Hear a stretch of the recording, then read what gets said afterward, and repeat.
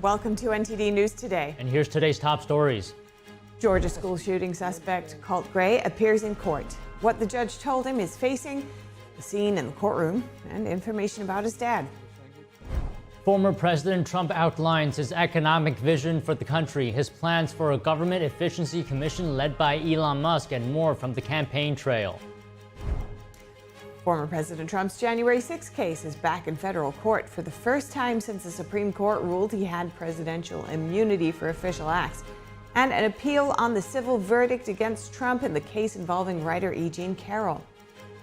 Hunter Biden has entered a guilty plea in his federal tax evasion case, now avoiding a trial. Christina Corona reports from the courthouse in Los Angeles. The U.S. pledges another $250 million in weaponry for Ukraine. How Ukraine's president is responding at a major gathering of allies today. And Toronto streets were packed with fans, celebrities, and filmmakers as the Toronto Film Festival kicked off yesterday, offering 11 days of films featuring some of their favorite actors.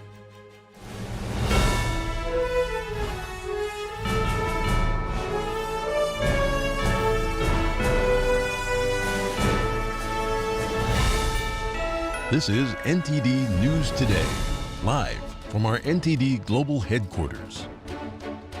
Today's Friday, September 6th. I'm Stephania Cox. And I'm Don Mon. An update in the Georgia school shooting incident.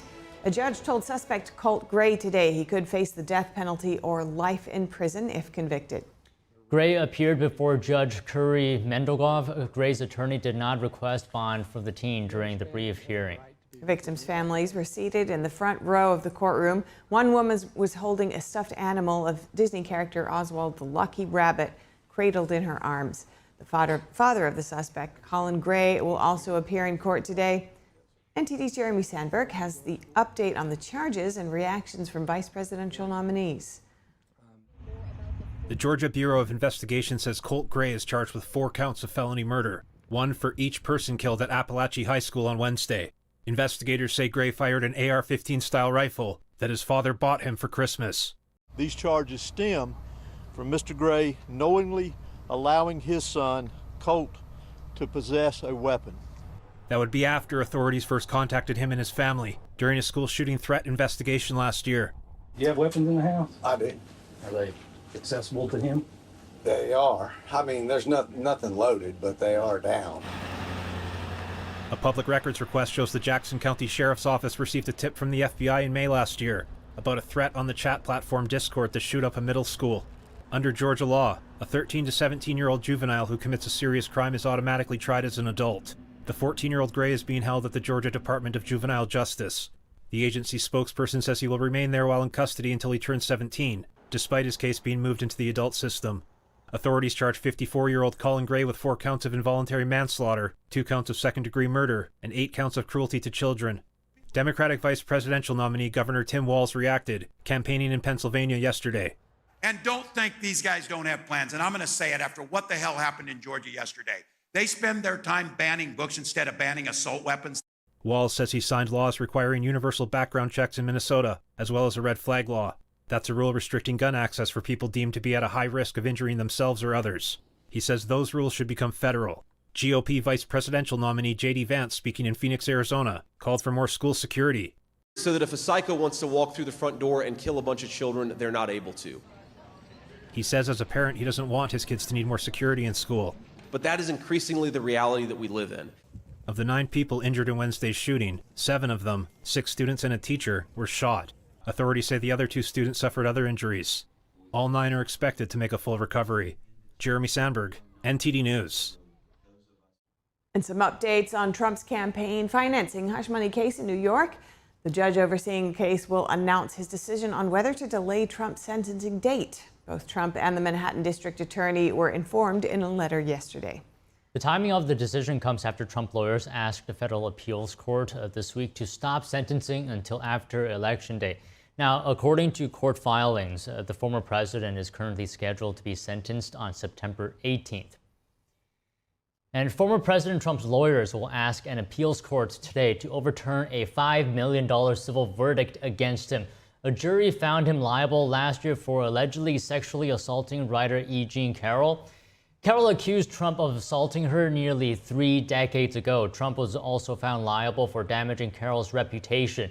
The former president is expected to attend oral arguments at the Second U.S. Circuit Court of Appeals in Manhattan.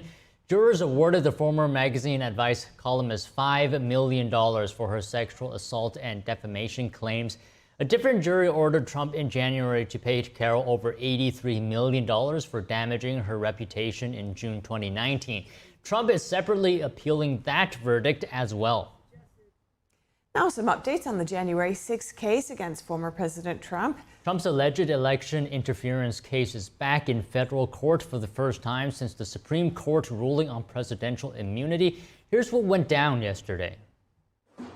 In an order Thursday, U.S. District Judge Tanya Chutkan presented a series of deadlines for the federal election case against former President Trump. The first of these, a brief from the Department of Justice on presidential immunity. That's set for later this month. Judge Chutkan said she will decide on how the Supreme Court ruling on presidential immunity affects this case. The DOJ will have to disclose all mandatory evidence for the case by next Tuesday. This means Special Counsel Jack Smith will be allowed to release evidence well before the November election, something Trump's lawyers have been opposed to. Judge Chutkan accused Trump's lawyers of trying to prevent potentially damaging evidence from coming out. Speaking to Trump's lawyer, the judge said the timing of the election is not relevant, and she wouldn't consider it a factor in scheduling proceedings. She said, quote, "I understand there is an election impending. You have said before, and I will say again, that the electoral process and what needs to happen before the election does not matter here. If Trump wins the election, he could direct the DOJ to drop the charges against him." Through his lawyers Thursday, Trump pleaded not guilty. His lawyers are seeking an immediate dismissal to the case. Trump lawyer John Lauro saying, quote, "We have an illegitimate prosecutor, we have an illegitimate indictment, and we have illegitimate legal issues raised in that indictment. The revised indictment has a few important details. It removes reference to Trump's speech at the White House Rose Garden on January 6th, and it has new details about Congress's certification process and what role then Vice President Mike Pence played in it." Trump's lawyers argued the case should be tossed if the judge rules communication between Pence and Trump are immune from prosecution. Trump's lawyers are also raising questions about the legitimacy of Special Counsel Smith, obstruction of justice, and January 6th discovery. But one issue that won't be resolved anytime soon is when the case will go to trial. Judge Chutkan said she will not set a date yet. And Hunter Biden has pleaded guilty in his federal tax evasion case. The charges carry penalties of up to 17 years in federal prison. NTD's Christina Corona was outside the courthouse yesterday. We're here in downtown Los Angeles, where Hunter Biden made a surprising announcement this morning by changing his plea to guilty on the first day of his tax evasion trial. It's been reported this announcement was made just moments before the jury selection was set to begin. Now, this is known as the Alford's plea, where Biden will maintain his innocence while still accepting the guilty verdict.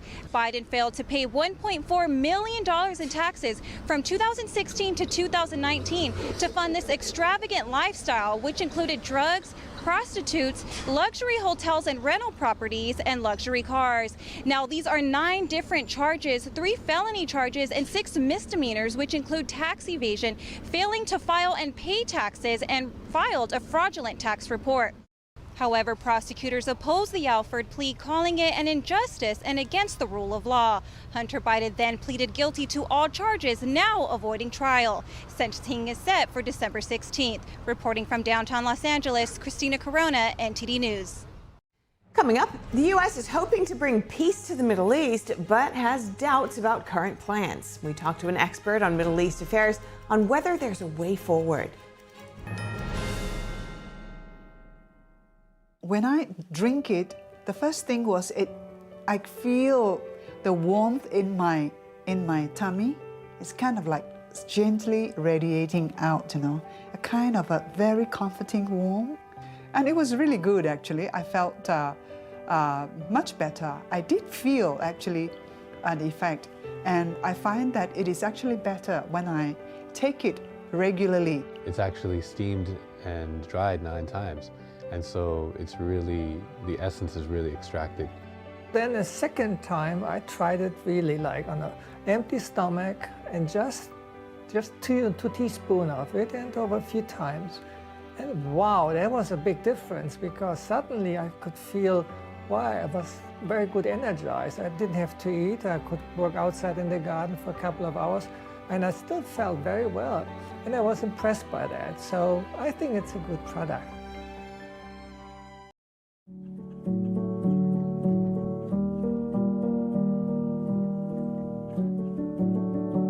A painting that has true beauty.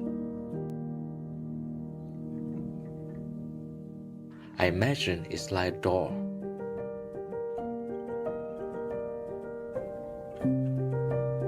The artist holds the key to open the door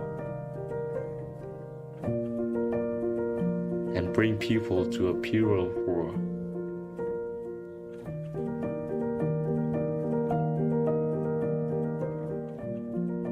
A world where people are more compassionate.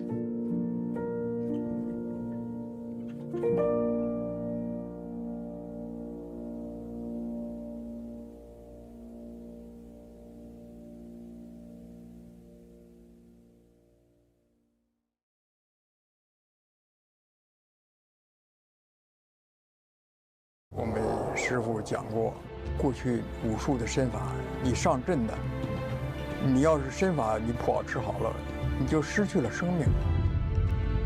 Are today's mainstream martial arts not traditional martial arts? 现在有些人他学说传统武术，他尤其是西方人，他不懂。为什么我们要举行大赛呢？因为新唐人他就是要提倡传统武术，复兴中华5000年的传统文化。传统武术，真正的传统武术是讲武德的。我相信有一点，就是守住武德，就有人教。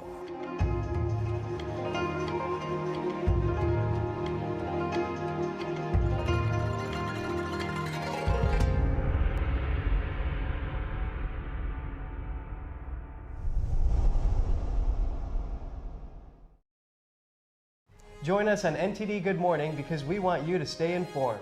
Kickstart your morning with the latest you missed overnight. Right, and don't forget that inspiration. Absolutely, so let's shine some light on the good news too. Tune in every weekday morning to NTD News.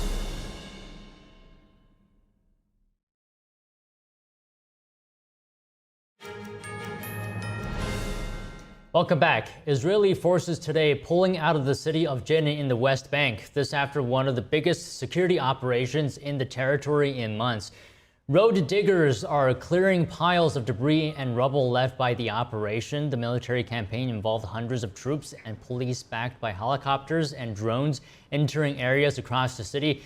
During the 9-day-long operation, Israeli troops exchanged fire with terrorists from factions including Hamas and the Islamic Jihad.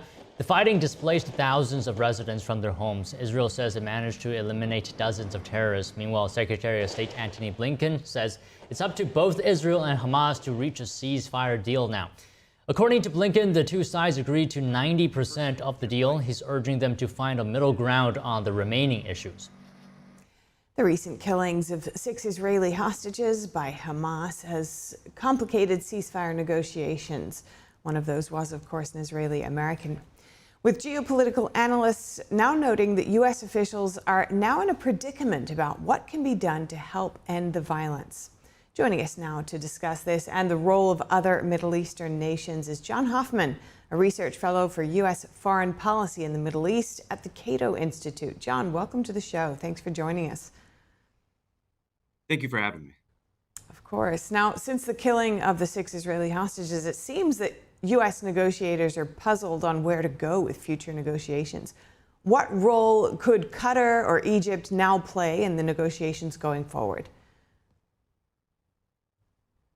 So, yes, unfortunately, after the killing of the 6 hostages, it seems like we're at the same point that we were in the beginning. We're still at this impasse. We're still at this standstill.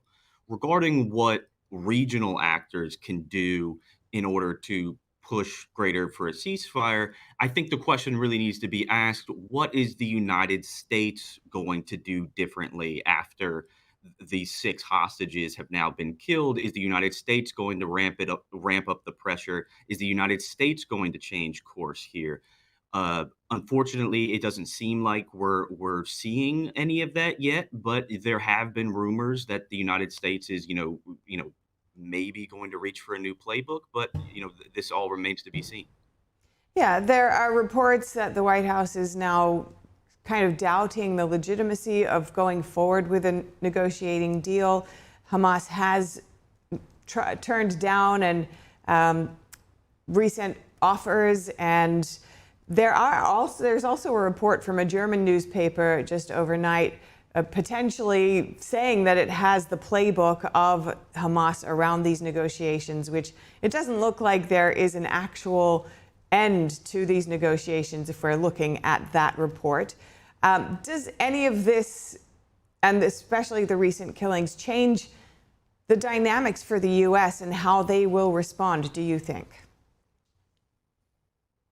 Well, I hope it changed the dynamic for the United States, because what we're seeing is an outcry among the Israeli public. We're seeing an outcry among Israeli officials, both past and current. We're seeing an outcry too, within circles here in Washington, saying that, Israel as well is also blocking the ceasefire negotiations.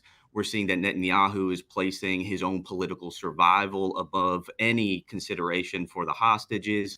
And we're seeing, just a utter failure of the United States here to really exert any pressure on the Israeli side to try and compromise here. Biden himself said the other day, when asked, is Netanyahu doing everything he can for a ceasefire? He said just flat out, no. But of course, Hamas has its own demands, and Hamas has its own stipulations that are obstacles to a deal. But on the other side here, the United States needs to understand that the American public wants out of this conflict. The Israeli public is up in arms with Netanyahu. This is a really critical turning point here. Should be. If a ceasefire deal is reached, do you think that could lead to lasting peace? I don't know if it will lead to a lasting peace, but I think a ceasefire has the best chance of not just stopping what we're seeing in Gaza, but also has the best chance of bringing down these tensions across the region. Since October 7th, we have seen a surge of escalation from Lebanon to Syria to Iraq, between Israel and Iran directly, down into Yemen. So the best way to try and bring the Middle East down from this boil is a ceasefire in Gaza, a stop to active hostilities. And yet you've pointed to stymieing the negotiations on both sides, Hamas and Israel, and there is an acknowledged sense of existential threat on both sides. Both sides want the other gone. So where does the U.S. go from here if it's going to move forward in an effective way? No, I think the way you just framed it is excellent. You have two sides with irreconcilable positions. One side wants the war to stop immediately. The other side wants this war to continue indefinitely until Hamas is completely eradicated.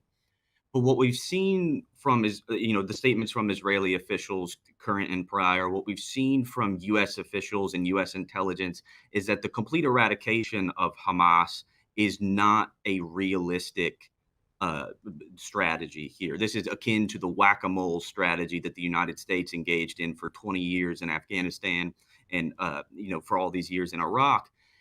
What the United States should recognize is that by continuing to subsidize this conflict, we ourselves are serving as an impediment to an actual negotiation, settlement here. John, I do hear your point. Many people want this war to end. You did suggest that everybody within Gaza wants this to end.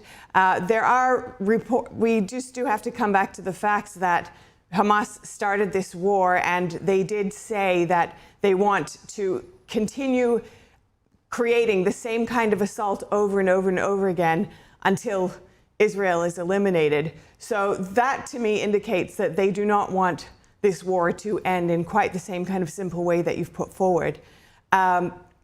Both see each side as an existential threat.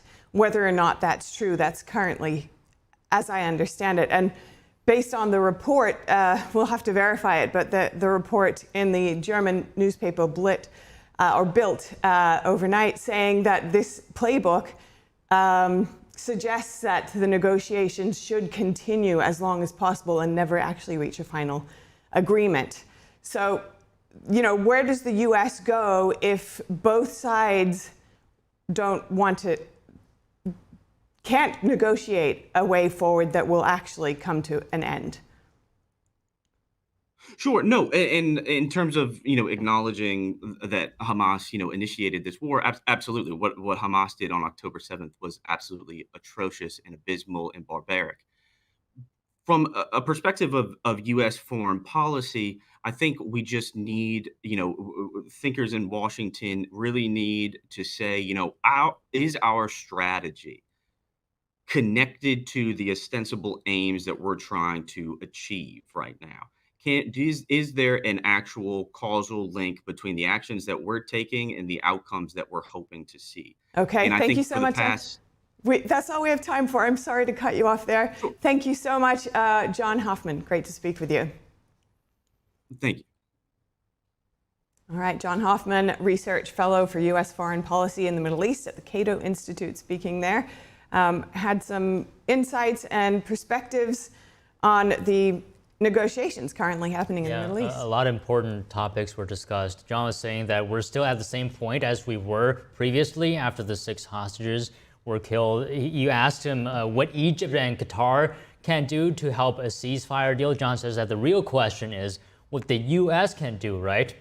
The question is, what can the U.S. do to facilitate a ceasefire deal? He says that the U.S. has not exerted enough pressure in negotiations. A ceasefire deal may or may not give lasting peace, but it's definitely going to calm things down. It's going to reduce tensions.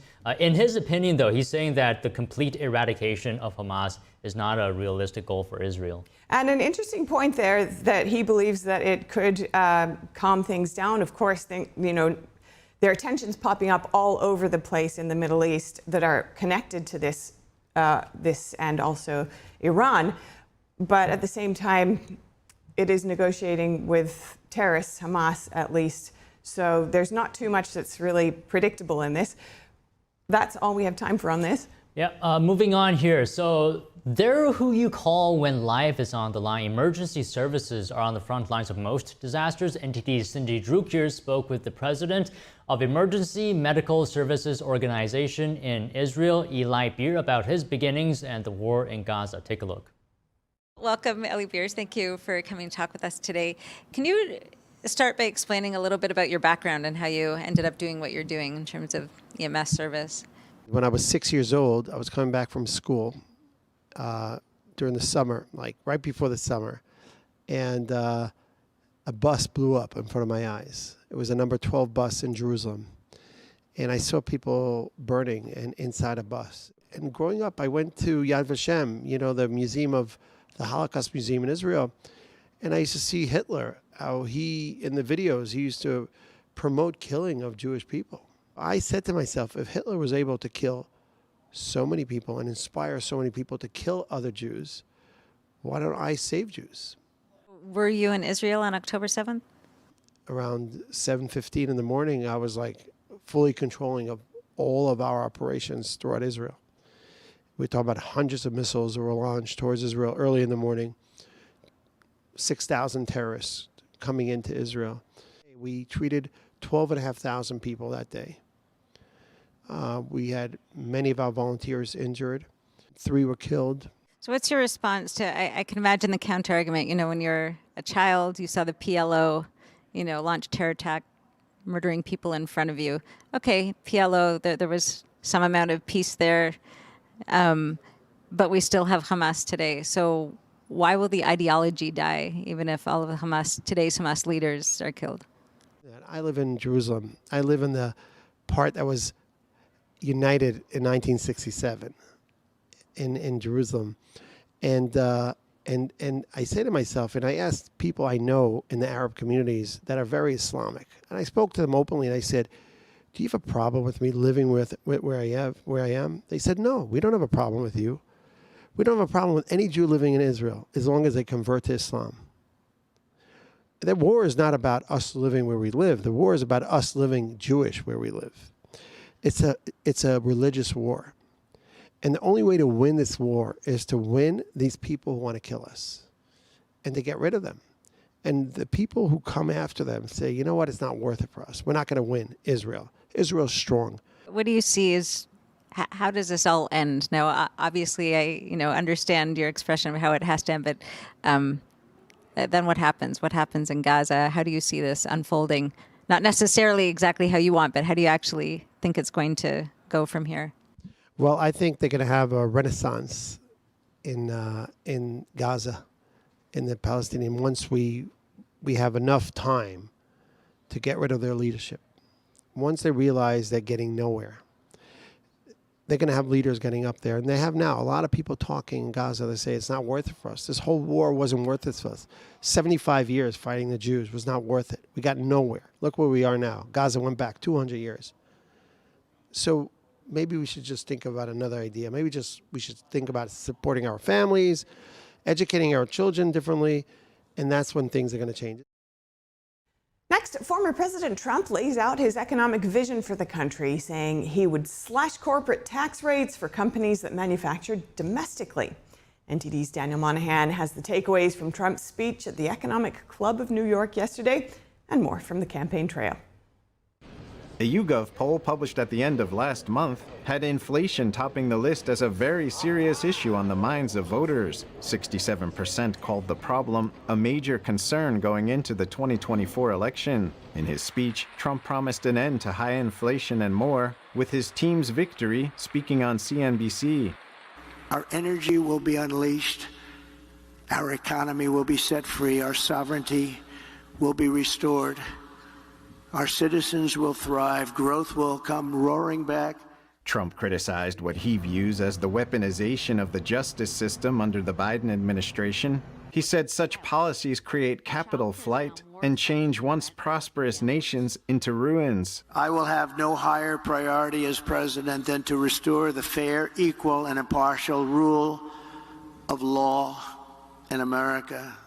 Trump also discussed his plan to cut the corporate tax rate to 15% from 21% for companies that manufacture domestically. And he said he would open up federal land to home building in a bid to drive down housing costs. The presidential hopeful says the new housing zones would be low tax and low regulation. Meanwhile, the former president also announced plans during his speech to form a government efficiency commission if victorious. He says the commission would audit federal finances and operations and recommend major reforms. Trump has pegged Elon Musk to head it. The Tesla and SpaceX CEO has expressed willingness to take on the role, saying the commission could bring significant economic benefits. Musk says he would serve without pay or recognition. At a Team Trump event in Wisconsin yesterday, NTD's Iris Tao asked North Dakota Governor Doug Burgum about potential Chinese attacks on U.S. infrastructure. Do you think our electric grid, our infrastructure is ready to handle that, and how do we deter China from doing that? To continue as our country to be very, very vigilant and keep investing in cybersecurity. There are real risks out there today, and with President Trump, there's a path where we can reduce those risks. Burgum criticized the Biden administration's energy policy, saying China is building 2 coal plants per month. They will bring on over 400 gigawatts of coal in the next 2 years as baseload power to power their economy, power their efforts in artificial intelligence. And artificial intelligence is directly related to every aspect of defense, every aspect of healthcare, every aspect of education. Over to a legal matter. The judge in the New York business records case against Donald Trump will announce today whether to delay Trump's sentencing. It is currently set for September 18th. Trump requested a postponement until after Election Day, which the Manhattan DA's office did not oppose. Vice President Kamala Harris headed to Pennsylvania yesterday as she prepares to debate Trump next Tuesday. It will be their first meeting, coming just 75 days after President Biden's debate performance ultimately forced him from the race. Daniel Monahan, NTD News. Former independent presidential candidate Robert F. Kennedy Jr. has successfully withdrawn his name from Wyoming's ballot. Kennedy has endorsed former President Trump. He's trying to get off the ballot in swing states to avoid it becoming a spoiler. With just 60 days remaining until the November election, Republicans and Democrats in Georgia fight for fair and free elections. Our legal correspondent, Arlene Richards, reviews the latest court battles that could have a significant impact on the state's general election. The clock is ticking as one of the most crucial elections in American history approaches. And it's expected to come down to a handful of states called the swing states or battleground states. A swing state plays a key role in elections because it has similar levels of support from Democrats and Republicans. A candidate's victory could come down to how many people actually vote.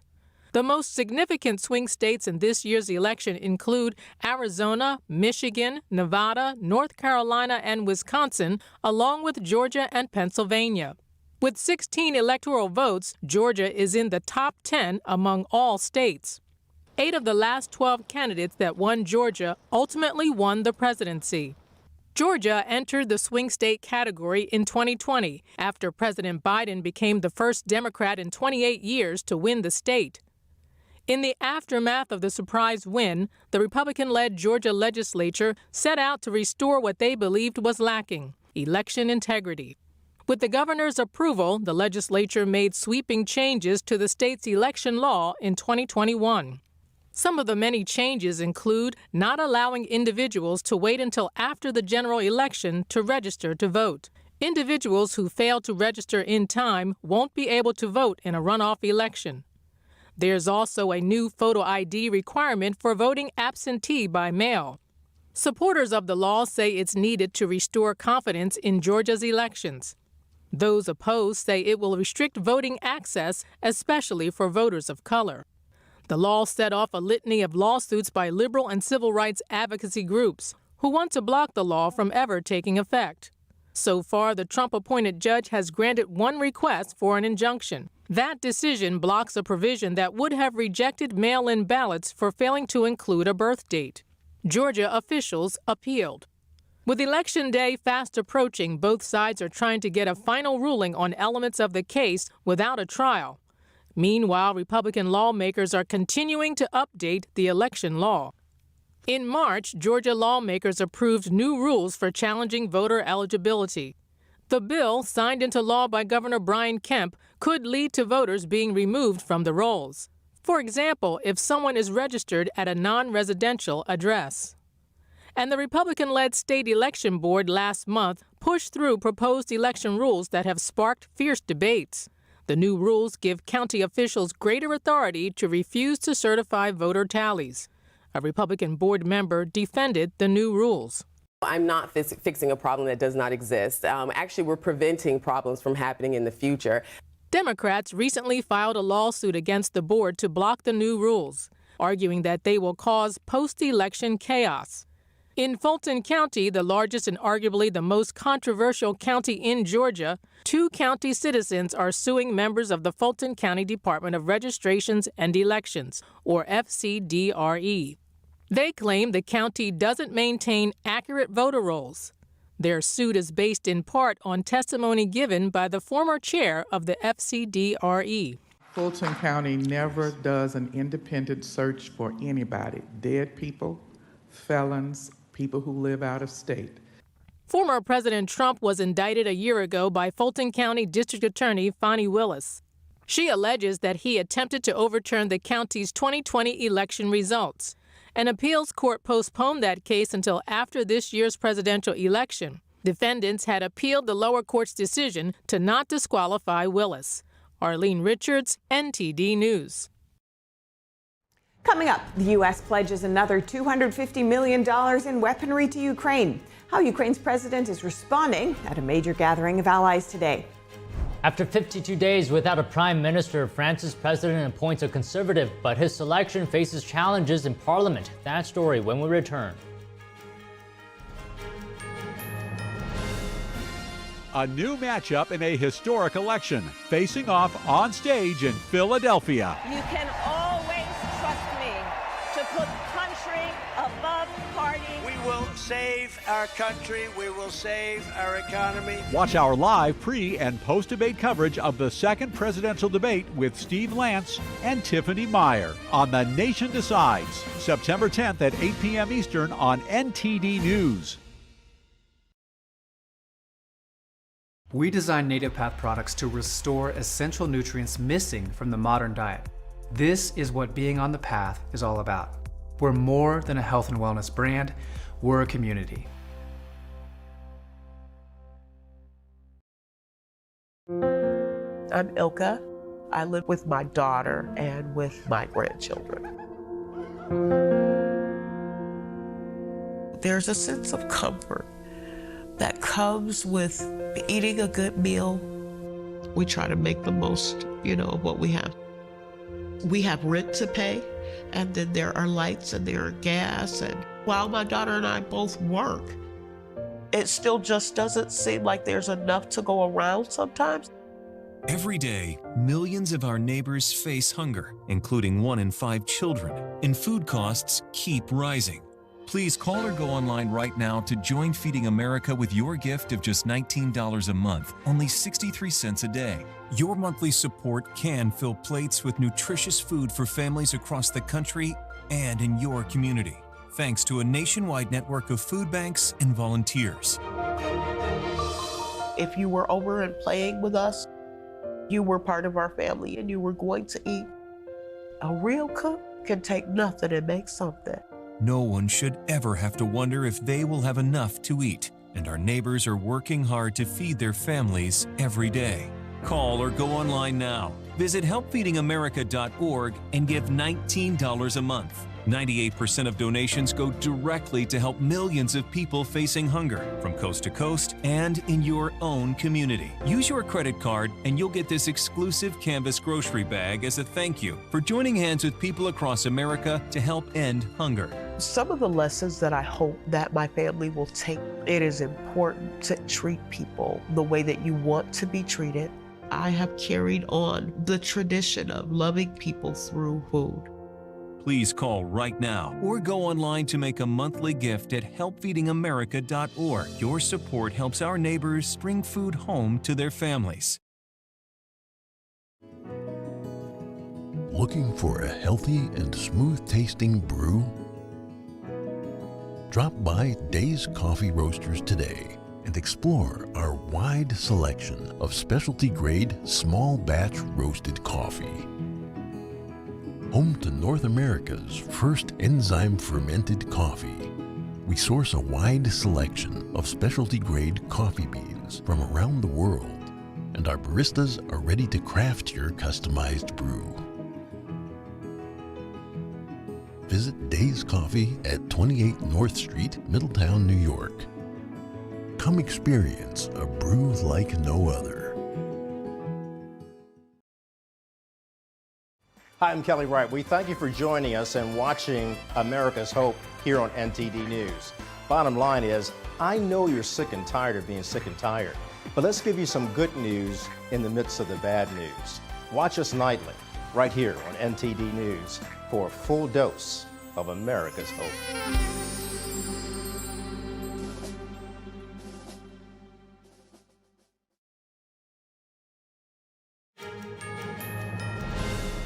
Welcome back. The U.S. pledges another $250 million in weaponry for Ukraine. Defense Secretary Lloyd Austin made the announcement at a gathering of allies today. We're meeting at a dynamic moment. Ukraine continues to seize the initiative on the battlefield. And Ukraine's troops are now conducting an operation in Russia's Kursk region. The Kremlin's army of aggression is now on the defensive on its own turf. So I'm pleased to say that President Biden will announce today an additional $250 million security assistance package for Ukraine.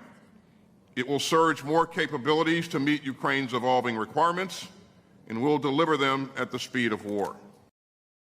Ukraine's allies are meeting at Ramstein Air Base in Germany. Austin pointed to Ukraine's Kursk offensive as an example of its battlefield accomplishments. The defense secretary says the new aid will meet Ukraine's evolving requirements and that the weapons will be delivered quickly. The announcement comes at a high-risk moment for Ukraine. Troops are advancing into Russia's Kursk region as Russian forces are attacking Ukraine's eastern flank. Ukrainian President Volodymyr Zelensky also attended the gathering today. Right now, allies don't allow Ukraine to use long-range weapons against Russia. Zelensky once again asked them to change the policy. We think it is wrong that there are such steps. We need to have this long-range capability not only on the occupied territory of Ukraine, but also on the Russian territory. Yes, so that Russia is motivated to seek peace. Today was the first time Zelensky joined the gathering of defense ministers at the airbase in Germany. He said Ukraine's Kursk offensive had turned the tables on Russia. Zelensky previously stated that a major goal of the incursion is to have more leverage during peace talks with Russia. During today's gathering, he also appealed to the people of Russia and Russian soldiers. Zelensky says they have to decide between peace or Putin. Secretary of State Antony Blinken visited Haiti yesterday, where he reaffirmed the United States' commitment to combating gang violence. This comes amid growing concerns that funding is running out for a United Nations-backed mission. Blinken arrived a day after Haiti's government extended a state of emergency nationwide. It was imposed earlier this year in the capital and surrounding areas as an effort to curb the ongoing violence. Blinken met with Haiti's prime minister and a 9-member transitional presidential council. It was created after former Prime Minister Ariel Henry resigned. Blinken told media the U.S. is actively working to secure additional support in the form of funding and personnel for Haiti. He announced an additional $45 million in humanitarian aid. The U.S. has contributed over $210 million to Haiti this year. For 52 days, France was without a prime minister. The wait is now over as the French president appointed a conservative to the position yesterday. But his choice is being challenged in Parliament, and a nationwide protest is planned for tomorrow. NTD's international correspondent David Vives has that story.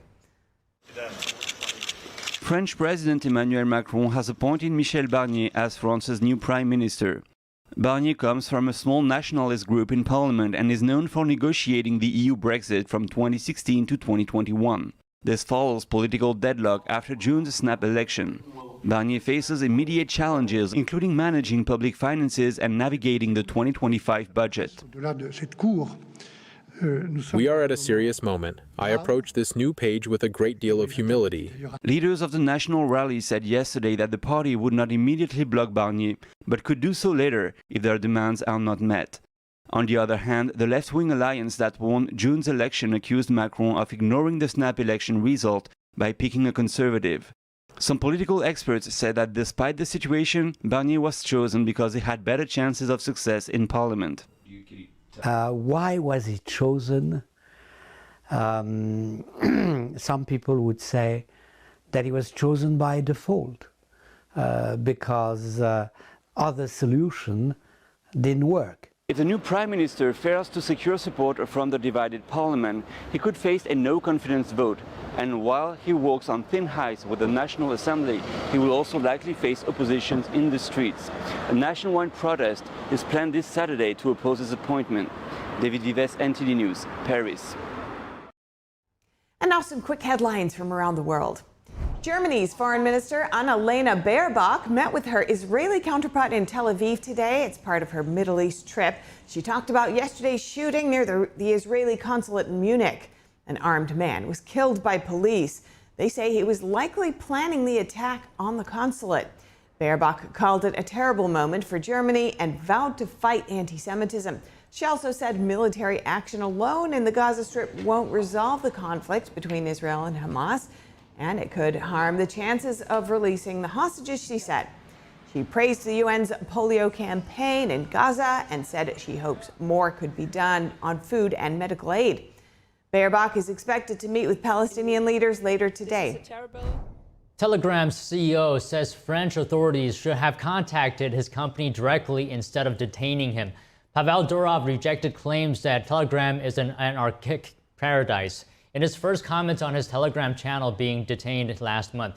He said the app isn't perfect but not abused. He was born in Russia and is now a French citizen. He was detained as part of an investigation into alleged crimes linked to the app. Britain's antitrust regulator said today it found that Google has likely abused its power in digital advertising to limit competition. The Competition and Markets Authority said it believes Google favored its own ad exchange. This could hurt thousands of British publishers and advertisers. Google said it disagreed with the CMA's view and would respond accordingly. Meanwhile, U.S. Department of Justice and the European Commission are also investigating Google's activities in ad tech. Rome is considering limiting access to the Trevi fountain. The iconic fountain is one of its busiest monuments. City council officials say the possible plans come ahead of an expected bumper year for tourism in the Eternal City. The Italian capital is preparing to host the 2025 Jubilee, a year-long Roman Catholic event. It's expected to attract 32 million tourists and pilgrims. Under the draft plans, visits to the fountain would require a prior reservation. There would be fixed time slots and a limited number of people allowed to access the fountain steps. Trevi fountain tradition dictates visitors toss a coin to guarantee their return to Rome and fulfill their wishes. The fountain has long been a major attraction, even for visiting world leaders. Still to come, Toronto's streets were packed with fans, celebrities, and filmmakers as the Toronto Film Festival kicked off yesterday, offering 11 days of films featuring some of their favorite actors. Turning trash into trendy sunglasses, all sorts of used plastic items are given a new lease on life in a zero-waste workshop in Taipei. That story when we come back.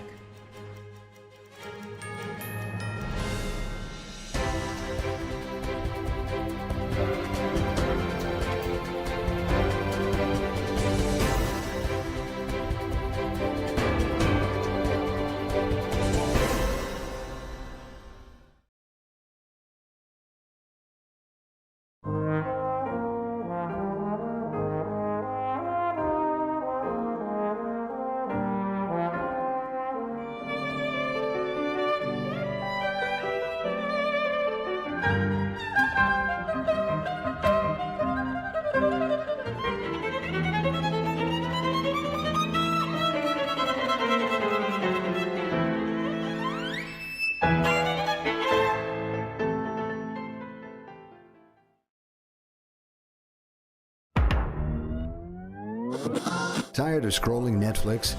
Trying to find something that's worth watching? Want to skip the censorship in mainstream media? Well, now you can with Epic TV. New exclusive content every day with over 100 never-before-seen movies, films, and documentaries. Available and streaming now at your fingertips. For a limited time now, you can get 60% off Epic TV by subscribing or upgrading to a yearly plan. Plus, get an additional $10 credit to rent featured movies on Epic Cinema today. Skip mainstream narratives and find quality family entertainment from the comfort of your very own home. Say no to big tech and subscribe to Epic TV.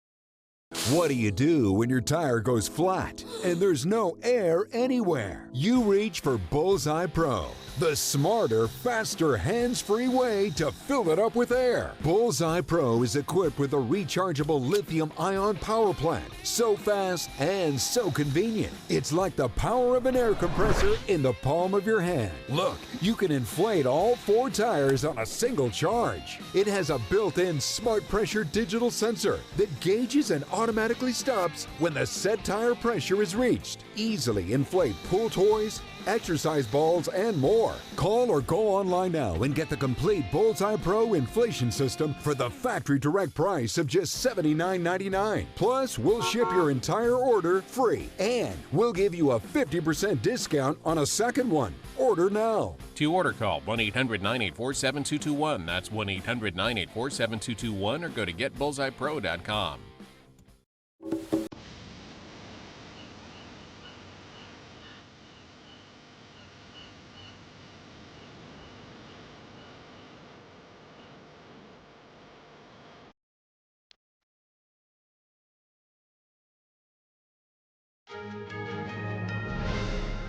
Welcome back. One of the most important film events of the year kicked off yesterday. Toronto streets were packed with fans, celebrities, and film industry experts from around the world. This left crowds excited for more at the Toronto International Film Festival, otherwise known as TIFF. Let's check it out. After years of disruptions, including the 2020 pandemic and the Writers Guild strikes in 2023, the Toronto International Film Festival is back in full swing. Today marks the opening of TIFF, where some of the world's best films and superstars are set to take the stage over the next 11 days. Yeah, I mean, this is going to be a year where we're expecting Denzel Washington and Angelina Jolie, Salma Hayek, Nicole Kidman, Bruce Springsteen, you know, a lot of really global stars. The festival kicked off with David Gordon Green's Nutcrackers, starring Ben Stiller. So we made it in this little farmhouse, very small budget, just us and the kids and the animals, and it was such a labor of love. And it's, you know, it's really like I think a very heartwarming, very not cynical movie. This year's opening film, Nutcrackers, marks the first time that a film that is not attached to a commercial distributor has opened the festival since 2009. TIFF aims its sights at establishing a marketplace comparable to those at Cannes and Venice. Typically, we have over 100, 130 films that are available for sale at our festival. That's the case this year as well. Many of those will sell to the global streaming platform. The festival kicked off with celebrity sightings like Katy Perry, Orlando Bloom, and other popular actors. People crowded the streets hoping to see their favorite celebrities. We're going tomorrow to see the world premiere for the Elton John movie, so hopefully we'll get to see Elton John. Right now, Orlando Bloom, hopefully. I'm hoping tomorrow to get Andrew Garfield. That will be the best thing ever. I know that also Salma Hayek and Selena Gomez are coming, so I'm hoping. This is the 49th Toronto International Film Festival, expecting almost 500,000 attendees and showcasing over 270 films from around the world. TIFF is set to be part of one of the most important film events of the year, so stay tuned as we bring you further coverage on this year's event. NTD News, Toronto, Canada. Next, turning discarded trash into trendy sunglasses. All sorts of used plastic items have been given a new lease on life in a zero-waste workshop in Taipei. Customers gain hands-on experience in the recycling process, including scrapping plastic waste they brought from home. Let's take a look. Welcome to the Trash Kitchen. It's a workshop designed to teach consumers about recycling plastic and other materials to create sustainable products. Arthur Huang is the founder of MiniWiz, the company running the workshop. What we're trying to show in the Trash Kitchen is to let you see, feel, and touch within minutes how this process can actually work without secondary pollution, and you can actually turn something of value directly in front of you rather than going through this infrastructure and never really happen. The workshop aims to educate consumers about how much of an impact recycling has on carbon reduction. Everyone kept saying recycling is high energy footprint, it's really dirty, oh, that's why we'd rather not do it, or reusing is very difficult. So we are trying to show you reusing will save a lot of carbon footprint because we measure the electricity here, we measure the air quality here, and then you know what every pair of, let's say, sunglasses we make in this process, you are reducing around 400 grams of carbon. The editor-in-chief for fashion magazine Harper's Bazaar Taiwan says the project is a good initiative to promote sustainable fashion. Every single step of the recycling process incurs cost. Therefore, cost control becomes a problem.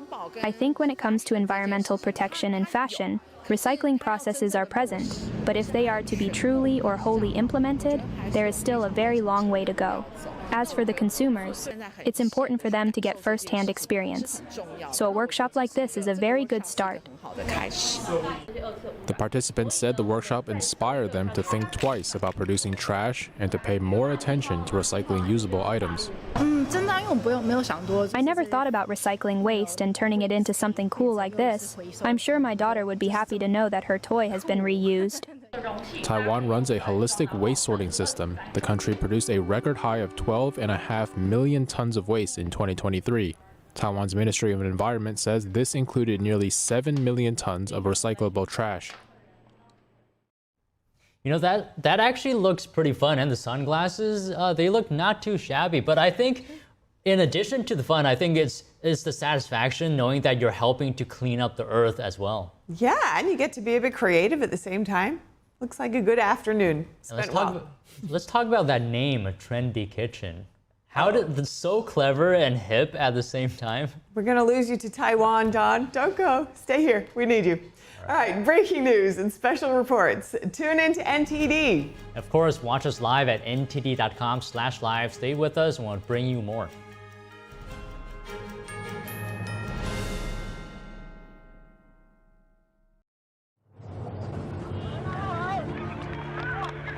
There are real consequences to controlled media.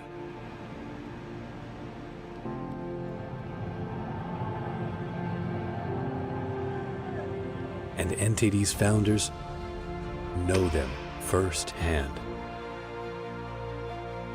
Our freedom of thought is the price. This is the lesson that guides us in everything we do. So there's the tear gas there.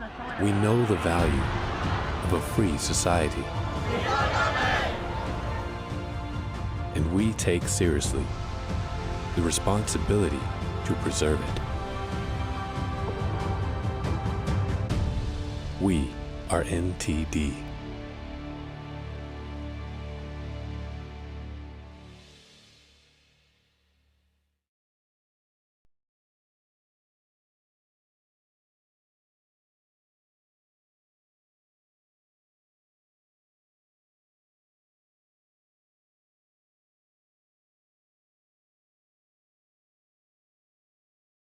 One in 5 children worldwide are faced with the reality of living without food.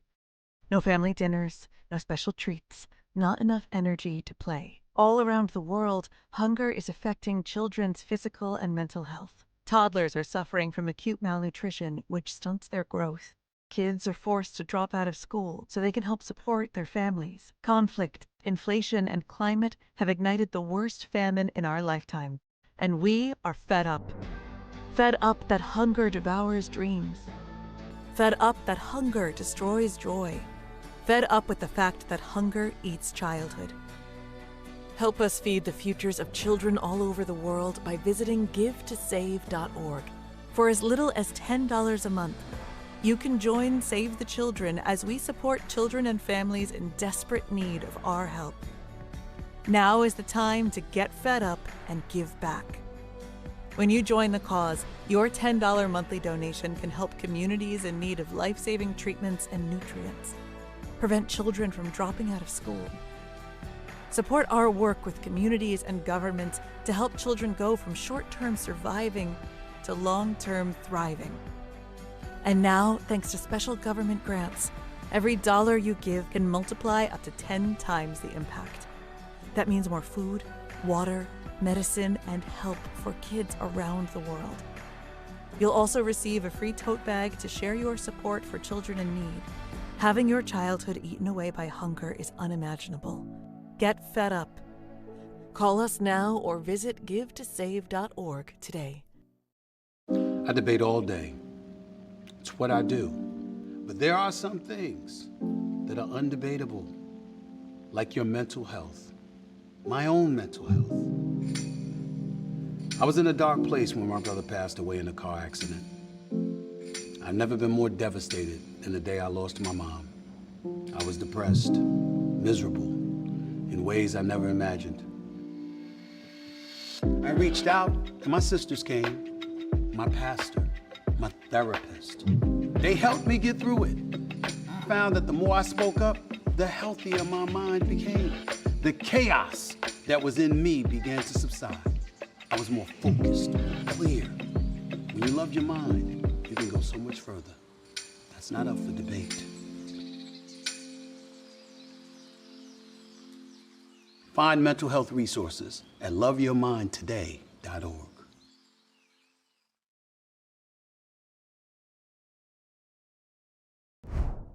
Welcome to NTD News Today. And here are today's top stories. The judge in former President Trump's New York criminal case will make a decision. He'll postpone sentencing until after the election, or will he? The Georgia high school shooting suspect and his father appear in court. We have their charges and potential penalties. FBI agents reportedly seized phones from New York City's police commissioner and at least 4 top deputies to Mayor Eric Adams. NTD has the latest on the investigations. The U.S. pledges another $250 million in weaponry for Ukraine. How Ukraine's president is responding at a major gathering of allies today. The Boeing Starliner is set to begin its return to Earth tonight, but there's no crew on board. They're staying behind on the International Space Station for now.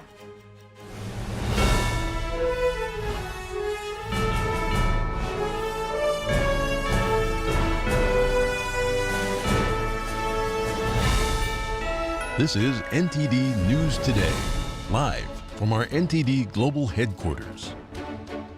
I'm Stephanie Cox. And I'm Don Ma. We open with former President Trump's legal cases. Right now, waiting for a major update on Trump's New York criminal case. Judge Juan Merchan, who's overseeing the case, will rule today whether to postpone the sentencing. Now, the sentencing is set currently for September 18th. Trump's legal team has asked the court to postpone it until after the election. Also today, Trump is appearing in a federal appeals court in New York. He's appealing his first E. Jean Carroll verdict. 3 judges are scheduled to hear arguments from his legal team. And Trump's lawyers say that the jury's verdict should be tossed. They say evidence was allowed at trial that should have been excluded, and that other evidence was excluded that should have been permitted. The court is unlikely to issue a ruling before November's presidential election. Zooming in on the Georgia high school shooting. 14-year-old suspect Colt Gray and his father Colin Gray both appeared in court today for the very first time. Colt Gray was arraigned on 4 counts of felony murder. Colin Gray was arraigned on 4 counts of involuntary manslaughter, 2 counts of second-degree murder, and 8 counts of cruelty to children. Neither entered a plea. The judge says Colt Gray could face life in prison if convicted, but not the death penalty. That's because he's under 18 years old. The judge previously said Gray could face the death penalty, but then corrected himself. The father could face up to 180 years in prison if convicted of all counts. Law enforcement also issued arrest warrants for the suspect's mother. There are for felony possessions of illicit drugs and using a false license plate in November 2023. NTD's Jeremy Sandberg has the update on the charges and reactions from vice presidential nominees. The Georgia Bureau of Investigation says Colt Gray is charged with 4 counts of felony murder, 1 for each person killed at Appalachia High School on Wednesday. Investigators say Gray fired an AR-15 style rifle that his father bought him for Christmas. These charges stem from Mr. Gray knowingly allowing his son, Colt, to possess a weapon. That would be after authorities first contacted him and his family during a school shooting threat investigation last year. Do you have weapons in the house? I do. Are they accessible to him? They are. I mean, there's nothing loaded, but they are down. A public records request shows the Jackson County Sheriff's Office received a tip from the FBI in May last year about a threat on the chat platform Discord to shoot up a middle school. Under Georgia law, a 13 to 17-year-old juvenile who commits a serious crime is automatically tried as an adult. The 14-year-old Gray is being held at the Georgia Department of Juvenile Justice. The agency's spokesperson says he will remain there while in custody until he turns 17, despite his case being moved into the adult system. Authorities charged 54-year-old Colin Gray with 4 counts of involuntary manslaughter, 2 counts of second-degree murder, and 8 counts of cruelty to children. Democratic vice presidential nominee Governor Tim Walz reacted, campaigning in Pennsylvania yesterday. And don't think these guys don't have plans. And I'm going to say it after what the hell happened in Georgia yesterday. They spend their time banning books instead of banning assault weapons. Walz says he signed laws requiring universal background checks in Minnesota, as well as a red flag law. That's a rule restricting gun access for people deemed to be at a high risk of injuring themselves or others. He says those rules should become federal. GOP vice presidential nominee J.D. Vance, speaking in Phoenix, Arizona, called for more school security. So that if a psycho wants to walk through the front door and kill a bunch of children, they're not able to. He says as a parent he doesn't want his kids to need more security in school. But that is increasingly the reality that we live in. Of the 9 people injured in Wednesday's shooting, 7 of them, 6 students and a teacher, were shot. Authorities say the other 2 students suffered other injuries. All 9 are expected to make a full recovery. Jeremy Sandberg, NTD News. And former President Trump lays out his economic vision for the country, saying he'll slash corporate tax rates for companies that manufacture domestically. NTD's Daniel Monahan has the takeaways from Trump's speech at the Economic Club of New York yesterday, and more from the campaign trail. A YouGov poll published at the end of last month had inflation topping the list as a very serious issue on the minds of voters. 67% called the problem a major concern going into the 2024 election. In his speech, Trump promised an end to high inflation and more, with his team's victory speaking on CNBC. Our energy will be unleashed. Our economy will be set free. Our sovereignty will be restored. Our citizens will thrive. Growth will come roaring back. Trump criticized what he views as the weaponization of the justice system under the Biden administration. He said such policies create capital flight and change once prosperous nations into ruins. I will have no higher priority as president than to restore the fair, equal, and impartial rule of law in America. Trump also discussed his plan to cut the corporate tax rate to 15% from 21% for companies that manufacture domestically. And he said he would open up federal land to home building in a bid to drive down housing costs. Also announced plans during his speech to form a government efficiency commission if victorious. He says the commission would audit federal finances and operations and recommend major reforms. Trump has pegged Elon Musk to head it. The Tesla and SpaceX CEO has expressed willingness to take on the role, saying the commission could bring significant economic benefits. Musk says he would serve without pay or recognition. At a Team Trump event in Wisconsin yesterday, NTD's Iris Tao asked North Dakota Governor Doug Burgum about potential Chinese attacks on U.S. infrastructure. Do you think our electric grid, our infrastructure is ready to handle that, and how do we deter China from doing that? To continue as our country to be very vigilant and keep investing in cybersecurity. There are real risks out there today, and with President Trump, there's a path where we can reduce those risks.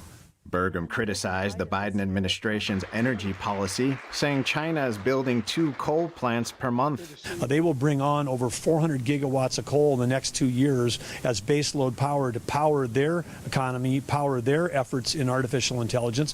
And artificial intelligence is directly related to every aspect of defense, every aspect of healthcare, every aspect of education. Over to a legal matter. The judge in the New York business records case against Donald Trump will announce today whether to delay Trump's sentencing. It is currently set for September 18th. Trump requested a postponement until after Election Day, which the Manhattan DA's office did not oppose. Vice President Kamala Harris headed to Pennsylvania yesterday as she prepares to debate Trump next Tuesday. It will be their first meeting, coming just 75 days after President Biden's debate performance ultimately forced him from the race. Daniel Monahan, NTD News.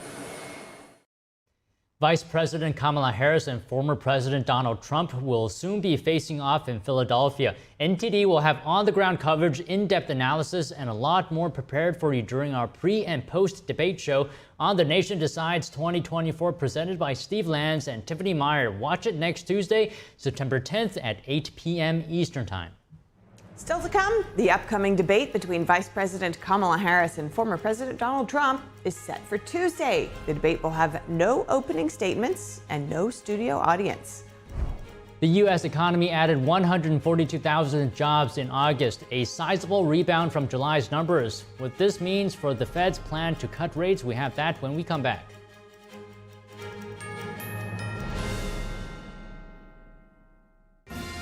A new matchup in a historic election, facing off on stage in Philadelphia. You can always trust me to put country above party. We will save our country. We will save our economy. Watch our live pre- and post-debate coverage of the second presidential debate with Steve Lance and Tiffany Meyer on The Nation Decides, September 10th at 8 p.m. Eastern on NTD News. I didn't ask to lose my mother or to be abused at 5 years old. I didn't ask to be kicked out of my house with nowhere to go. I'm so sorry. I didn't ask for any of this. But I did ask for help, and Covenant House was there. Thanks to their love and support, and to generous people like you, I got what I needed to take control of my life. For the young people who didn't ask to be put in unthinkable situations, Covenant House is there providing safety, hope, and a brighter future. Call or go online now. For a gift of only $19 a month, just 63 cents a day, you can provide hot meals, safe shelter, medical care, and love to more than 2,000 young people who sleep at a Covenant House every night. 1 in 10 young adults will experience homelessness this year. Your gift can help reach them when they need it most. I didn't ask for my parents and my family to disown me. I didn't ask to end up in a homeless shelter. The beauty of it all is that I found Covenant House. The need is overwhelming, but your monthly support will make sure no young person is ever turned away. Call or go online right now to safeplacetosleep.org with your gift of just $19 a month. With your monthly donation, you'll receive this soft, comforting blanket as a reminder of the warmth and safety your gift will provide a young person tonight. Covenant House really helped me and really helped mold me into the woman I am today. If there's no Covenant House, where would I be today? Your monthly gift is urgently needed to reach young people in communities like yours who didn't ask to be put in unthinkable situations. Show them they're loved and not alone. Call the number on your screen or go online to safeplacetosleep.org.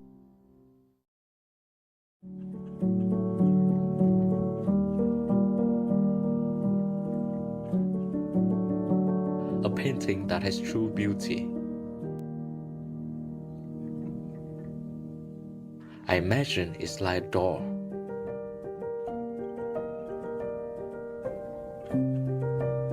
The artist holds the key to open the door and bring people to a purer world.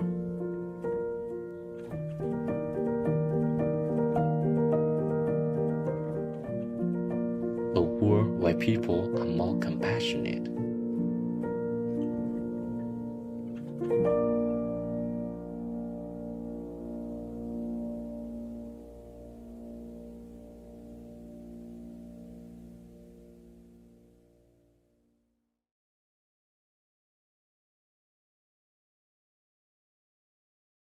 Hi, I'm Kelly Wright. We thank you for joining us and watching America's Hope here on NTD News. Bottom line is, I know you're sick and tired of being sick and tired, but let's give you some good news in the midst of the bad news. Watch us nightly, right here on NTD News, for a full dose of America's Hope.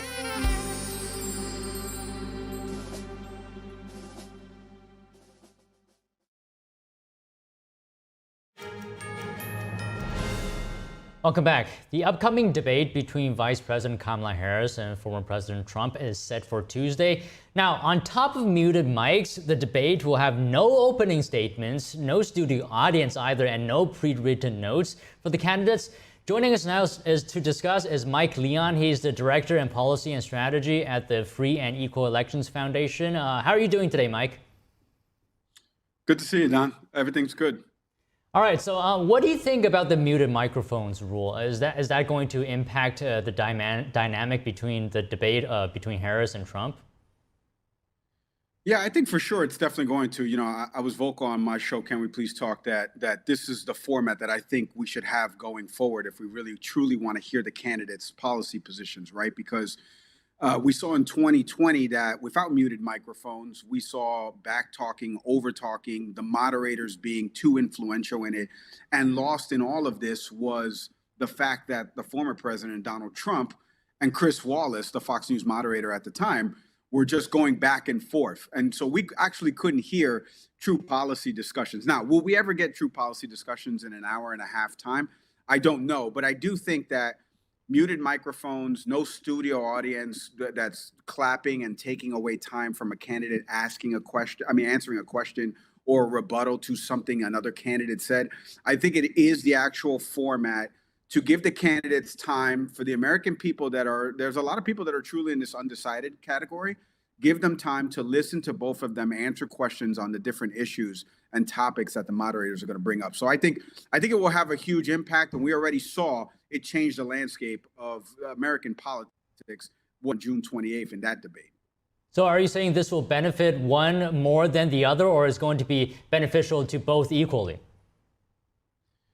Yeah, I mean, that's the million-dollar questions, right, Don? Because if you heard the tea leaves, right, the Trump campaign kind of wanted it. It all depended on what Donald Trump was interested in doing in terms of the muted microphones. He said in a campaign stop that he agreed to the format already. He's comfortable with doing it.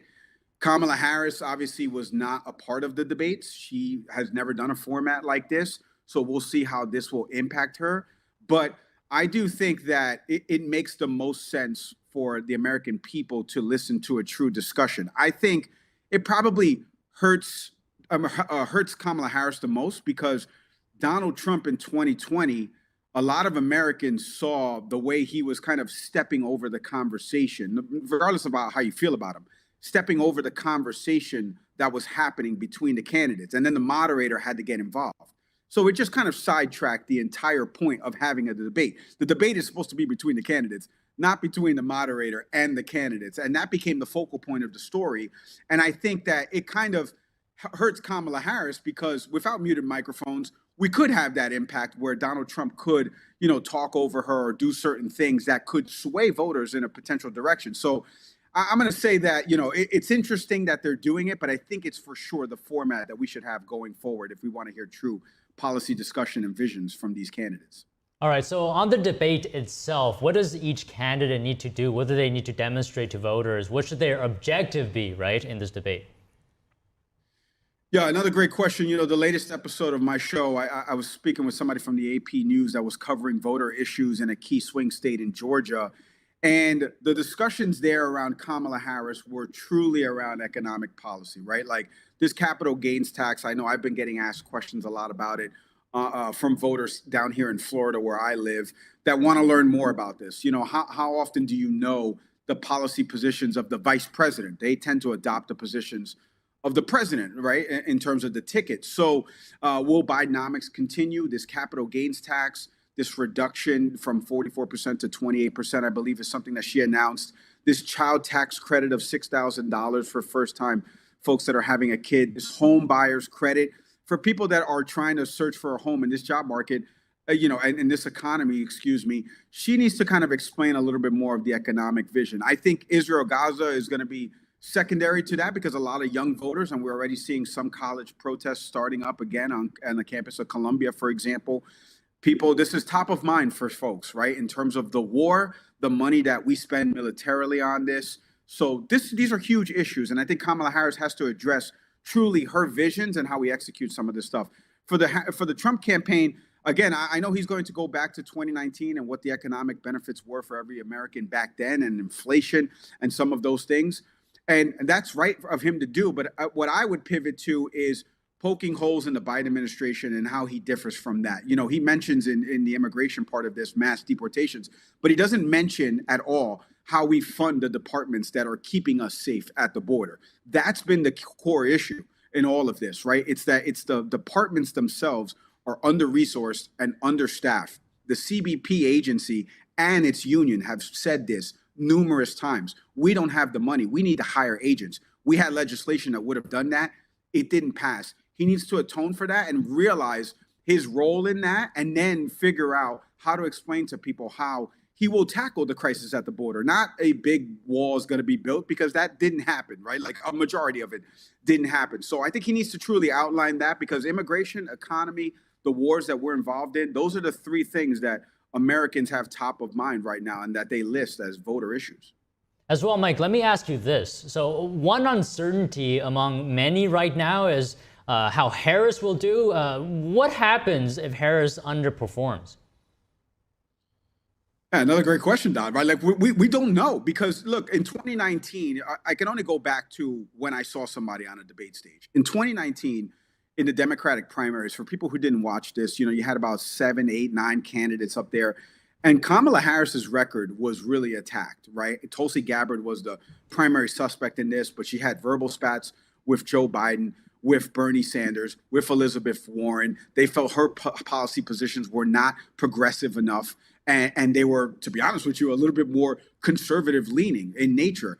And she didn't perform well. And we saw her stock dip, and she dropped out before the primaries actually got underway and votes started on the Democratic side. So she failed there. But in 2020, in the vice presidential debate, she did pretty well against Mike Pence. They both actually did decently well battling the policy positions. And I think a lot of people came away from that saying, boy, maybe these two folks should be running the country as opposed to the two folks that we currently have in office. So back to your overarching question, I think this is pivotal for her because, 51 million people watched that June debate. I expect a lot more are going to be watching it, given how much ABC News is available to folks outside of traditional cable packages and stuff like that.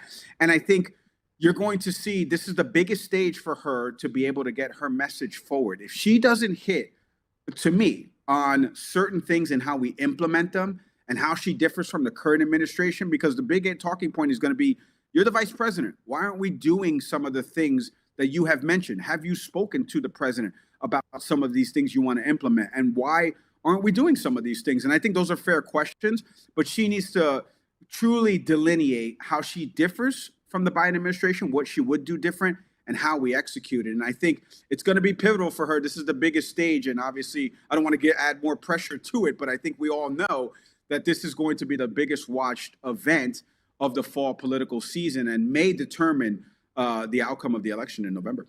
All right, Mike, terrific analysis today. Thank you very much. Thank you.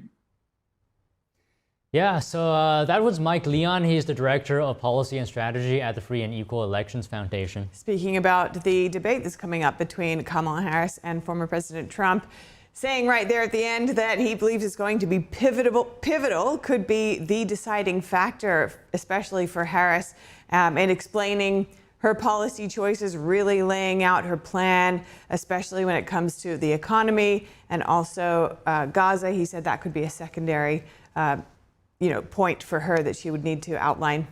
Yeah, and at the beginning when I asked him about the muted microphones rule, he was actually pretty much in favor of that, because he says it's not a question so much as whether it's beneficial for Trump or Harris, but this is actually good for the nation because it allows each candidate to present their policies when they go into office. Right. Okay, well, moving on. FBI agents this week reportedly seized phones from New York City Police Commissioner and at least 4 top deputies to Mayor Eric Adams. The searches are the latest as the Adams administration continues to be the subject of federal probes. NTD's Andrew Thomas has the latest developments. On Wednesday, according to multiple media reports, the FBI seized electronic devices from city officials, including First Deputy Mayor Sheena Wright, Philip Banks, the Deputy Mayor for Public Safety, his brother David Banks, the city's school chancellor, and Timothy Pearson, a mayoral advisor. Federal prosecutors previously named Banks as an unindicted co-conspirator in an investigation into a police bribery scheme during former Mayor Bill de Blasio's administration. Banks confirmed in a statement today that he is cooperating with a federal inquiry, but said he cannot comment any further on the matter. Banks abruptly retired in 2014, but returned to city government after Adams took office in 2022. Pearson is currently facing multiple lawsuits accusing him of sexually harassing female employees. He's facing a separate investigation for his role in a brawl at a shelter for homeless migrants as well. Federal investigators also reportedly seized devices from the home of Police Commissioner Edward Caban. Adams appointed Caban, a veteran NYPD official, as police commissioner last summer.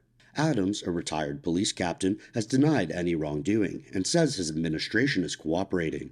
Federal agents also seized the mayor's phones and iPad in November.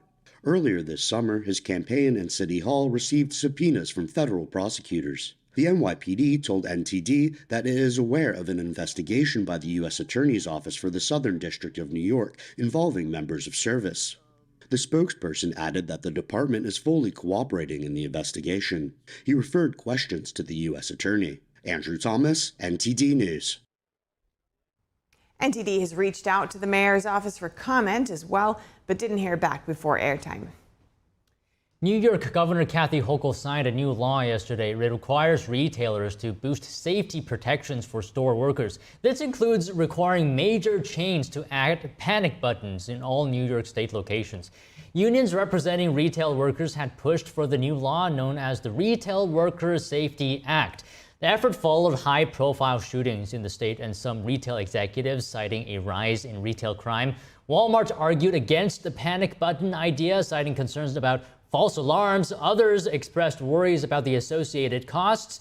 The requirement to add panic buttons at retail workplaces is a first among U.S. states. This provision of the law will take effect on January 1st, 2027. Meanwhile, the U.S. economy created fewer jobs than projected in August jobs data, falling short of expectations for the second consecutive month. The number of full-time positions plummeted. Much of the job creation was concentrated in construction, healthcare, government, and social assistance. According to data released Friday by the Bureau of Labor Statistics, employers added an estimated 142,000 jobs last month, but the 2 months prior numbers were revised down by a total of 87,000 jobs. The unemployment rate remained pretty much unchanged at 4.2%. Acting Labor Secretary reacted to the jobs report. Take a listen. This is another jobs report that demonstrates that our economy continues to grow, that job numbers continue to increase, and the unemployment rate still remains historically low. Remember, a few years ago, most people predicted this would not be possible to get to an unemployment rate at or near 4% this quickly and to have the kind of job growth that we've had. Nearly 16 million created since President Biden and Vice President Harris came into office. Some good news for drivers. The oil market is in another tailspin and gas prices are falling fast. Gas prices in the U.S. fell to a fresh 6-month low of $3.31 a gallon yesterday. That's down 50 cents from last year, according to AAA. Drivers in 10 states, including Texas, Kentucky, and Kansas, are paying less than $3 a gallon on average. Experts expect 9 more states will also drop below $3 a gallon in the next 2 weeks. The Starliner spacecraft is scheduled to come home tonight, weather permitting. It's an important journey for maker Boeing. NASA has yet to certify the craft for human spaceflight. In fact, it won't even allow the test pilots who went up in the craft to come back down on it. Here's more on that story. Boeing's Starliner spacecraft that launched 13 weeks ago is set to head home tonight without its crew. The Starliner team will send a command to execute the undock sequence, which will retract the hooks that are currently holding Starliner. NASA says undocking from the International Space Station and returning to Earth depend on weather. Starliner is set to land in New Mexico's White Sands Space Harbor after a roughly 6-hour journey. The team is ready for the coming operations. NASA says it can learn from the return trip, but it won't do so as originally planned. Astronauts Butch Wilmore and Sonny Williams are staying on the ISS. NASA says it's not sure Starliner is safe enough to bring them home. Boeing believed in the model that they had created that tried to predict thruster degradation for the rest of the flight. I would say the NASA team looked at the model and saw some limitations. Now the astronauts are scheduled to return in a SpaceX Dragon capsule in February. They've transitioned from their role as Starliner test pilots, and now they're part of the expedition. NASA says a modified Dragon capsule will remain with the ISS in case of an emergency. I think they're happy that a decision was made and they understand the plan forward. 7-Eleven has rejected a multi-billion-dollar offer to merge with Circle K. The 7-Eleven store chain is owned by Japan's Seven & I Holdings. It hinted that the $39 billion bid from the Canadian owner of Circle K convenience stores was too low. It suggested its global business was worth more. Analysts had predicted that the combined entity would have controlled nearly a fifth of the U.S. convenience store market. In a statement today, Seven & I Holdings said it was open to any proposal that could benefit its shareholders. Coming up, the head of the world's most powerful military alliance is pressing Chinese leaders. He wants China to stop supporting Russia in the Ukraine war. Meanwhile, one of the most powerful storms of the year hitting an island in southern China. What forecasters say about where it's going to head next, that and more when we come back with NTD News.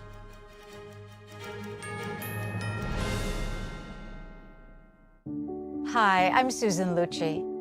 I never thought about heart disease until I had my own heart event. I received 2 stents in my arteries, stents developed through research funded by the American Heart Association. Those stents saved my life. I have met so many survivors. Each of them tells a story that can be so helpful to women out there. Everything was pretty good. It was a very happy life. I was given the diagnosis that I had peripartum cardiomyopathy, which is basically a pregnancy-induced heart failure. They told me my only chance was a heart transplant. And the American Heart Association helped make that possible. Their research helped save me. I think everyone should support the American Heart Association. Call now or go to helpheart.org. For only $19 a month, just 63 cents a day, you can help fund the next medical breakthrough. Get the next person trained in CPR. The next hospital certified in high-quality cardiovascular care. You can be part of that very important work that the American Heart Association is doing to save lives everywhere. Give $19 a month with your credit card, and we'll send you this special t-shirt that you can wear to show that you are helping save lives. I'm grateful for just every day that I get with my children. I am very thankful for the American Heart Association. Heart disease is America's #1 killer, and your support now can help save your life or the life of someone you love. Listen to your heart. The only reason I'm here today is because I did. So please call the number on your screen or go to helpheart.org now. Join me as a monthly donor today and help save even more lives. What do you do when your tire goes flat and there's no air anywhere? You reach for Bullseye Pro, the smarter, faster, hands-free way to fill it up with air. Bullseye Pro is equipped with a rechargeable lithium-ion power plant. So fast and so convenient. It's like the power of an air compressor in the palm of your hand. Look, you can inflate all 4 tires on a single charge. It has a built-in smart pressure digital sensor that gauges and automatically stops when the set tire pressure is reached. Easily inflate pool toys, exercise balls, and more. Call or go online now and get the complete Bullseye Pro inflation system for the factory direct price of just $79.99. Plus, we'll ship your entire order free, and we'll give you a 50% discount on a second one. Order now. To order, call 1-800-984-7221. That's 1-800-984-7221, or go to getbullseyepro.com. We're in the nation's capital asking the important questions so that you're in the know. Join us daily, Monday through Friday, on the Capitol Report on NTD News.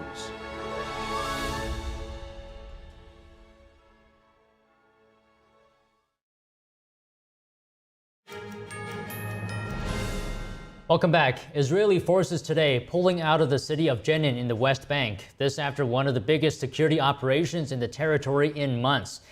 Road diggers are clearing piles of debris and rubble left by the operation. The military campaign involved hundreds of troops and police backed by helicopters and drones entering areas across the city. During the 9-day-long operation, Israeli troops exchanged fire with terrorists from factions including Hamas and Islamic Jihad. The fighting displaced thousands of residents from their homes. Israel says it managed to eliminate dozens of terrorists. Meanwhile, Secretary of State Antony Blinken says it's up to both Israel and Hamas to reach a ceasefire deal now. According to Blinken, the two sides agreed to 90% of the deal. He's urging them to find a middle ground on the remaining issues. They're who you call when life is on the line. Emergency services are on the front lines of most disasters. NTD's Cindy Drukier spoke with the president of an emergency medical services organization in Israel, Eli Beer, about his beginnings and the war in Gaza. Take a look. Welcome, Eli Beers. Thank you for coming to talk with us today. Can you start by explaining a little bit about your background and how you ended up doing what you're doing in terms of EMS service? When I was 6 years old, I was coming back from school during the summer, like right before the summer, and a bus blew up in front of my eyes. It was a number 12 bus in Jerusalem, and I saw people burning inside a bus. And growing up, I went to Yad Vashem, the museum of the Holocaust Museum in Israel, and I used to see Hitler, how in the videos, he used to promote killing of Jewish people. I said to myself, if Hitler was able to kill so many people and inspire so many people to kill other Jews, why don't I save Jews? Were you in Israel on October 7th? Around 7:15 in the morning, I was like fully controlling of all of our operations throughout Israel. We're talking about hundreds of missiles that were launched towards Israel early in the morning. 6,000 terrorists coming into Israel. We treated 12,500 people that day. We had many of our volunteers injured. 3 were killed. So what's your response to, I can imagine the counter-argument, when you're a child, you saw the PLO, launch terror attack, murdering people in front of you. Okay, PLO, there was some amount of peace there, but we still have Hamas today. So why will the ideology die, even if all of today's Hamas leaders are killed? I live in Jerusalem. I live in the part that was united in 1967 in Jerusalem. And I say to myself, and I asked people I know in the Arab communities that are very Islamic, and I spoke to them openly, and I said, do you have a problem with me living where I am? They said, no, we don't have a problem with you. We don't have a problem with any Jew living in Israel as long as they convert to Islam. The war is not about us living where we live. The war is about us living Jewish where we live. It's a religious war. And the only way to win this war is to win these people who want to kill us and to get rid of them. And the people who come after them say, you know what, it's not worth it for us. We're not going to win Israel. Israel's strong. What do you see is, how does this all end? Now, obviously, I understand your expression of how it has to end, but then what happens? What happens in Gaza? How do you see this unfolding? Not necessarily exactly how you want, but how do you actually think it's going to go from here?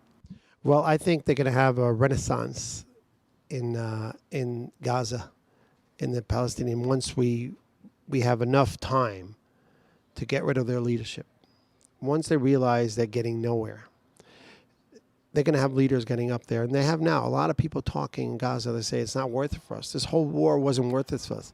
75 years fighting the Jews was not worth it. We got nowhere. Look where we are now. Gaza went back 200 years. So maybe we should just think about another idea. Maybe we should think about supporting our families, educating our children differently, and that's when things are going to change. And now, 2024 Republican presidential nominee and former President Donald Trump is speaking to reporters at a news conference in New York City. We're going to tune into that right now. This is being worked with the DOJ, Department of Justice, as are all of these cases. They all come out.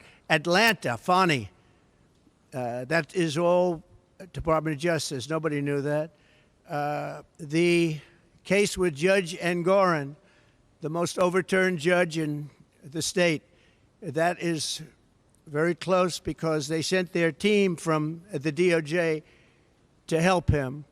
The district attorney, Alvin Bragg, that was all worked with, again, they sent a top operative from the department, from the DOJ Department of, I call it the Department of Injustice, because they're using the Department of Justice to rig the campaign.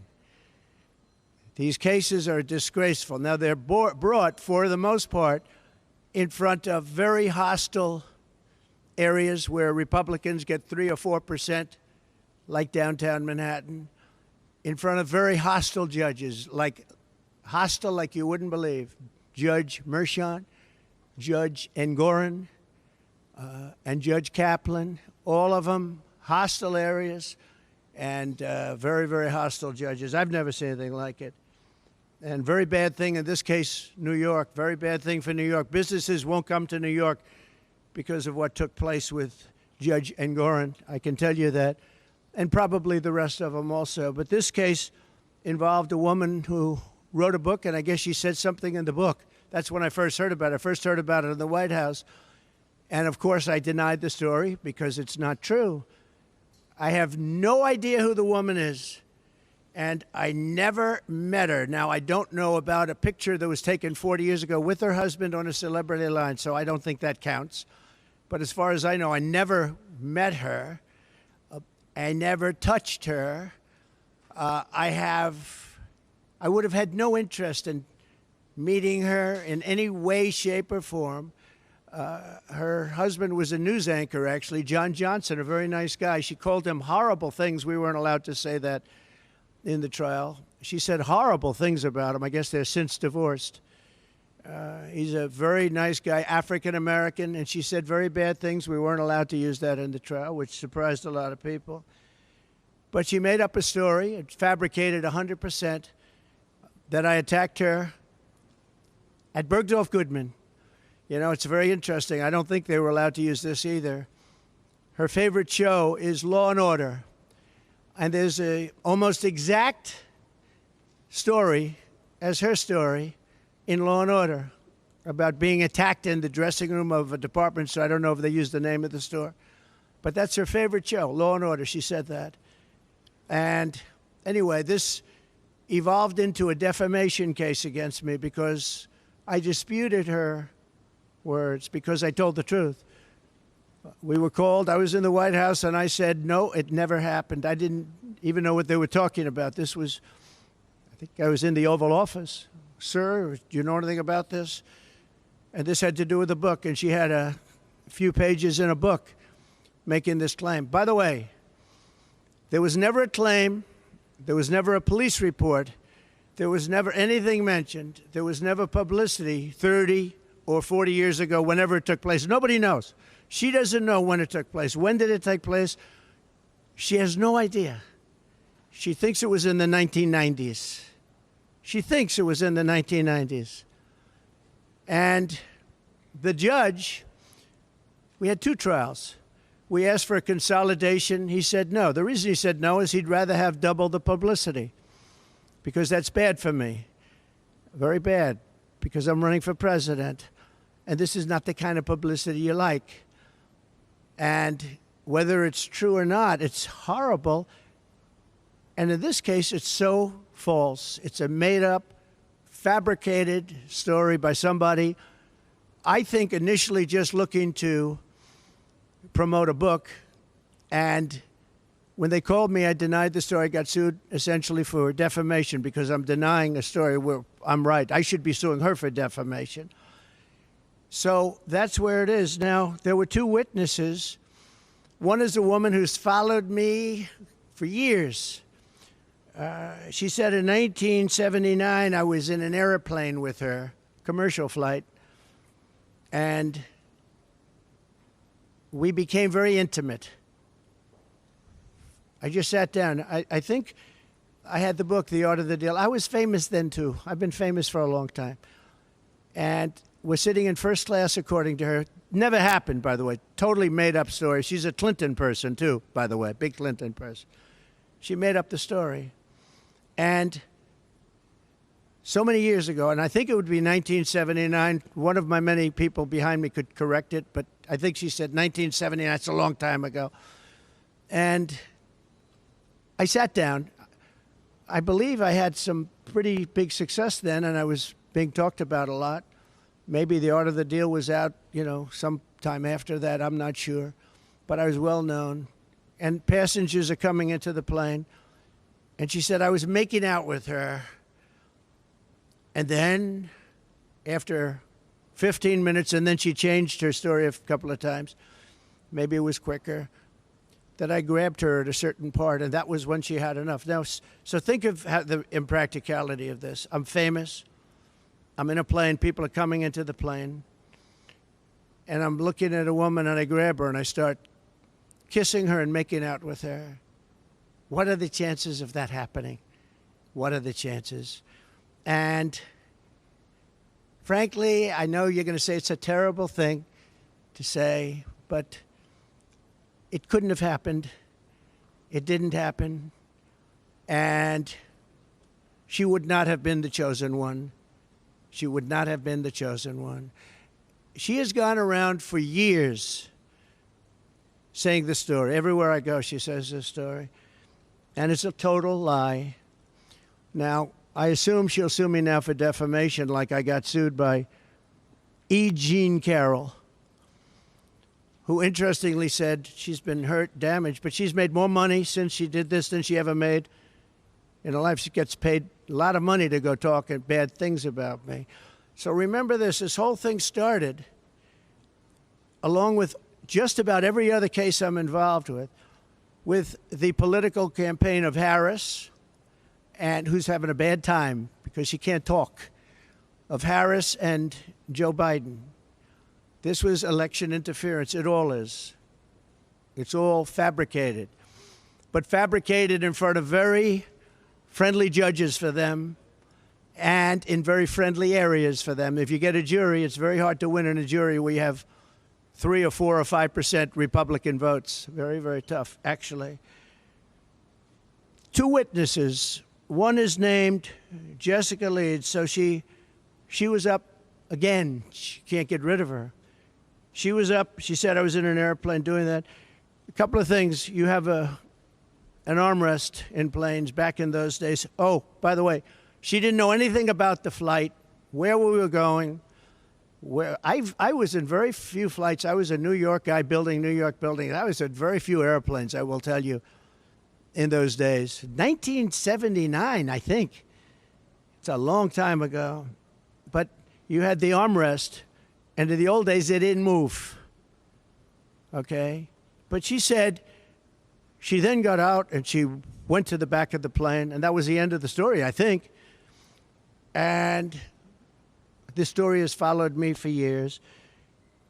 But just to finish with her, Jessica Leeds, no police reports, no witnesses, no corroboration of any kind, no criminal suggestions, no nothing.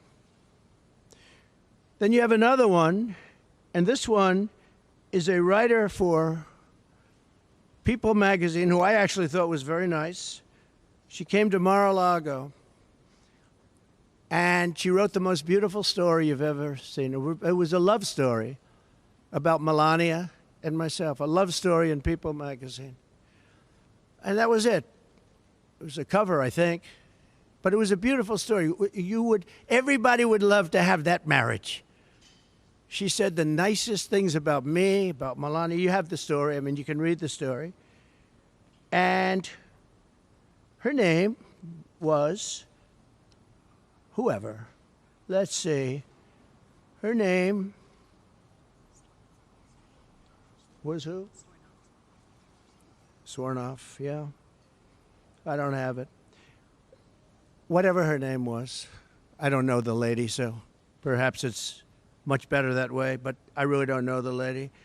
So she wrote this beautiful story, and about, I don't know, years later, no police reports, no anything.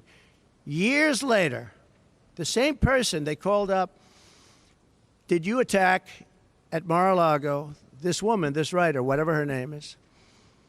And she was a witness in a case. Her and Leeds were the 2 witnesses, only 2 witnesses.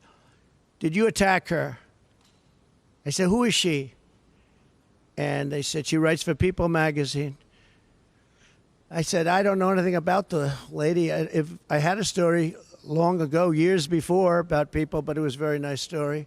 So I don't know. It has to be made up because I don't know what you're talking about. It turned out that the same lady that wrote this beautiful story years later said I attacked her. Now, Think of this. Oh, and she said the butler knew everything. The old expression, the butler did it, right? Very famous in crime stories. Well, the butler was Tony Senecal, worked for me for a long time. He was retired at that time. That was years later he retired. He was retired when this hoax came out. And what happened is he totally confirmed my story, and he didn't even work for me anymore. He passed away a couple of years ago, a good man. He said, the woman was crazy. It never happened. I was the one that served her whatever she was drinking. And I was there. And nothing ever happened. But you don't need the butler. All you have to do is read the story.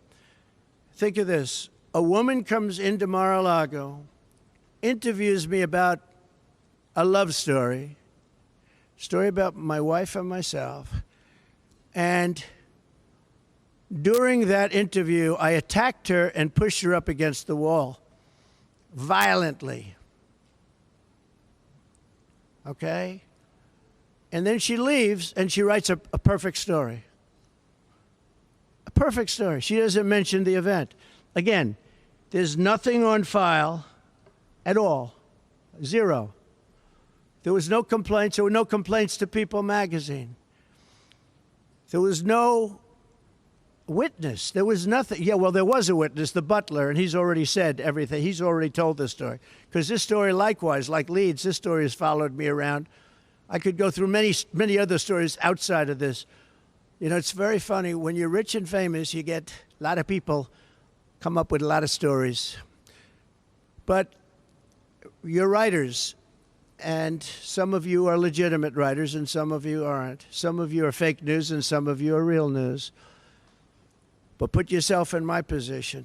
I'm running for president, and I have all these cases all of a sudden come out. And they're fake cases, and they report back to DOJ. And you have Lisa Monaco, one of the people at DOJ who I saw the other day talking about the Russia hoax.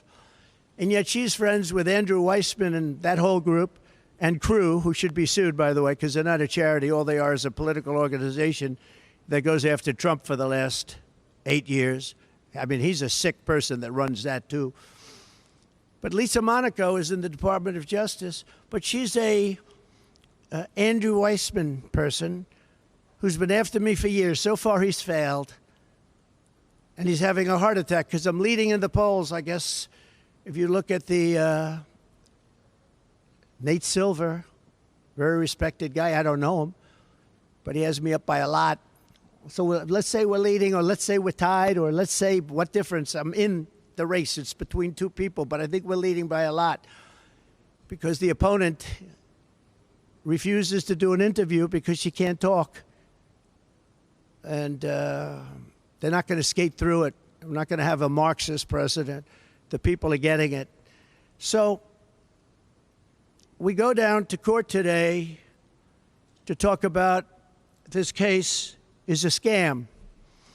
And all I can say is that I never met the woman other than this picture, which could have been AI generated. I don't know. Showed up out of nowhere, but it's fine. Nice picture with her husband, and lots of other people are online. It's a celebrity line. But never met her, never touched her, never had anything to do with her. The other thing is I was very famous then. If I would have walked into Bergdorf Goodman, the department store that she said, everybody would have said, oh, there's Trump. And it would have been, at that time, on page 6. Page 6 was the equivalent of today's internet. And it would have been a big story if I would have walked into that store, gone into a dressing room, and supposedly, you know what, to her. Never happened. Never happened. Total phony story. And I feel sad that I have to come up here and explain it. I have all this legal talent, but legal talent cannot overcome rigged judges. They can't overcome a 4% Republican area. And I'm disappointed in my legal talent, I'll be honest with you. They're good. They're good people. They're talented people. Today at the trial, they didn't mention the dress. So the Monica Lewinsky type dress was a big part of the trial. Big part of the trial. I said, why didn't you mention that? And I heard there was a dress involved. And I wasn't frightened at all because I did nothing with her. Never touched this woman, saw this woman, had no idea who she was. But they have a dress, sir. I said, so what? Well, sir, it's very sir. They used that dress to try and intimidate me. They used that dress with the public. That dress was such a famous dress. It was Monica Lewinsky, Part 2, the dress. And the judge wanted it for trial. And it was going to go into trial. And then they found out there was nothing on the dress, which I knew. And then the judge wouldn't allow it to be used. So they used it as a cudgel. They used it as a hammer over my head. And then the judge, when he heard that it showed totally negative, the judge wouldn't allow us to use it at trial. Then there was an Anderson Cooper interview where she said essentially, no, he didn't rape me. She was selling her book. She wrote a book. The book would have been a total failure, probably was anyway, although probably sold more recently. Again, this is a woman that wasn't doing well until she came out with this stuff about me. And that's happened to others too, by the way. She's not the only one. But they have the Anderson Cooper tape. And in the Anderson Cooper tape, it's an interview of her. And Cooper says something to the effect, did he rape you? Did he rape you? He was so happy. Oh, did he rape you? And she gave a very good answer for me, but a bad answer for CNN, for Anderson. And he said, we're going to commercial break right now. We're going. Then she came back from commercial break, and she was much more hostile. But this man wouldn't let us use the tape or the proper questions having to do with the tape. Wouldn't let us. The Judge Kaplan wouldn't let it be used. We wanted to get the outtakes. In other words, what did Anderson Cooper talk to her about during that intermission for a commercial that he called for immediately? Where do you see this? I mean, some of you have seen it, some of you haven't. We're going to commercial break right now. And so what happened is we weren't able to use it. The other thing is we had not one trial, we had two trials. Nobody understands why. We asked for a consolidation. And I wanted to show up to the trial, to the first trial. My lawyer, who's not up here, not with us any longer, sir, you should not show up. You're the former president or the president. I don't even know when the trial was, but you're the president of the United States, sir. This is beneath you. I've got this 100%. The dress is negative, but he wasn't able to use it. Sir, it's beneath you to show up. I said, but wouldn't that be bad for a jury? Wouldn't that be sort of bad for a jury if I don't show up? He said, sir, you don't have to show up. I've got this. You shouldn't do it. It's beneath you. It's beneath the office of the president. I understood what he meant by that. And so I didn't show up. And I was found guilty of something that I didn't do with a woman that I have never seen, touched, or in any way was involved with, nor would I want to be. I would not want to be. My people say, please don't say that. I would not want to be involved with her. And that's where we are. So we're appealing it, and people would say it's not a friendly panel based on the appointments, but you'll look that up yourself. But I hope they understand this is the office of the President of the United States, and there has to be fairness shown. Our court system is looking so bad. If you're a Democrat, these are all Democrat-appointed people.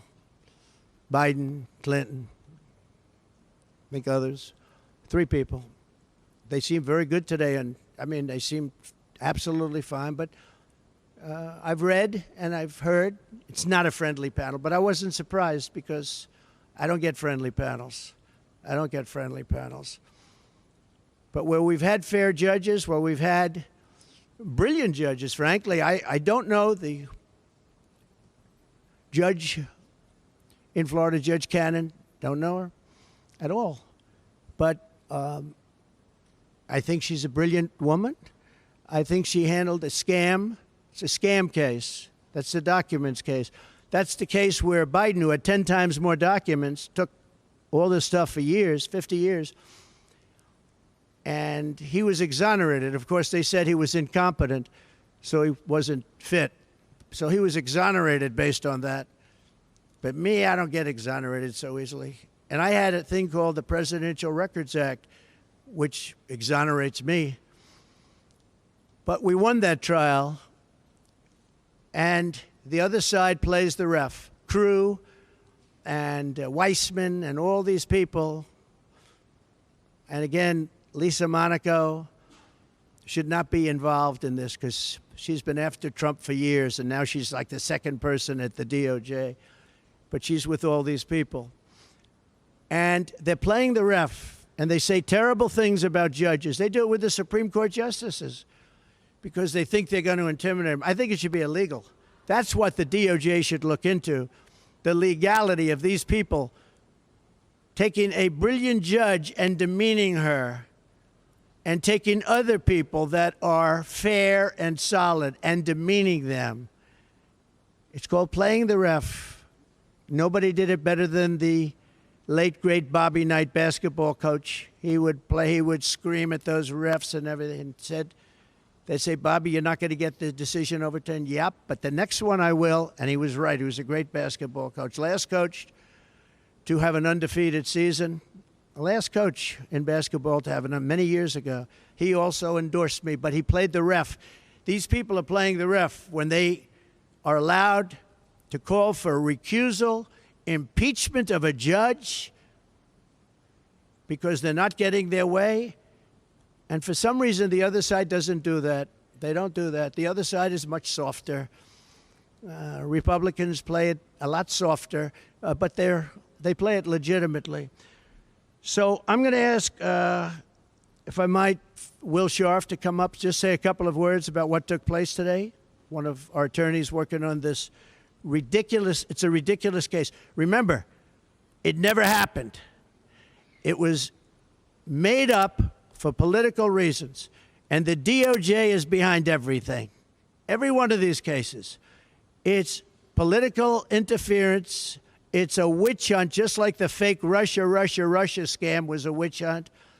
And just like they want to start that scam all over again by announcing that Russia, we're talking about. And you know what they do when they do that? They intimidate people from having a fair election. They intimidate poll workers from speaking up when they see crooked things take place in the election. And it's a disgrace. Our country's in serious trouble. Our judicial system is in very serious trouble. Will, please come up. Thank you. Good morning, y'all. My name is Will Scharf. I'm one of President Trump's attorneys. Today, we presented oral argument before the United States Court of Appeals for the Second Circuit in one of two cases brought against President Trump by E. Jean Carroll. Now, it's really important to remember that E. Jean Carroll's story at its heart is an utterly implausible he said, she said story. There is no corroboration for anything she has ever claimed about President Trump. There are no corroborating witnesses. As President Trump alluded to, there is not confirmatory DNA. No police report was filed at the time of this alleged incident. She was unable to identify when this incident occurred until quite recently. No surveillance evidence or witnesses have ever been found or come forward confirming any aspect of E. Jean Carroll's story. In light of that, in light of the utter implausibility of the story that E. Jean Carroll was attempting to sell to the jury in this case, her attorneys introduced evidence that should have never seen the inside of a courtroom.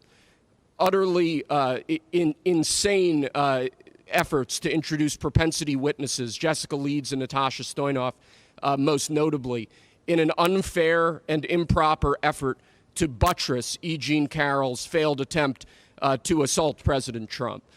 Jessica Leeds' story is instructive here. This is a woman who claims that in the middle of a crowded airliner in 1979, President Trump assaulted her. Leeds has never been able to identify where this plane departed from, where it went to, the date of the flight in question, making our efforts to disprove her testimony extremely difficult. Under the federal rules of evidence, this story should have never been allowed to be presented to the jury in this case. The same is true of Natasha Stoynoff's story, which again lacks any indicia of reliability, any sort of credibility, any sort of confirmatory testimony from other witnesses, or anything else that would make you believe that this actually happened.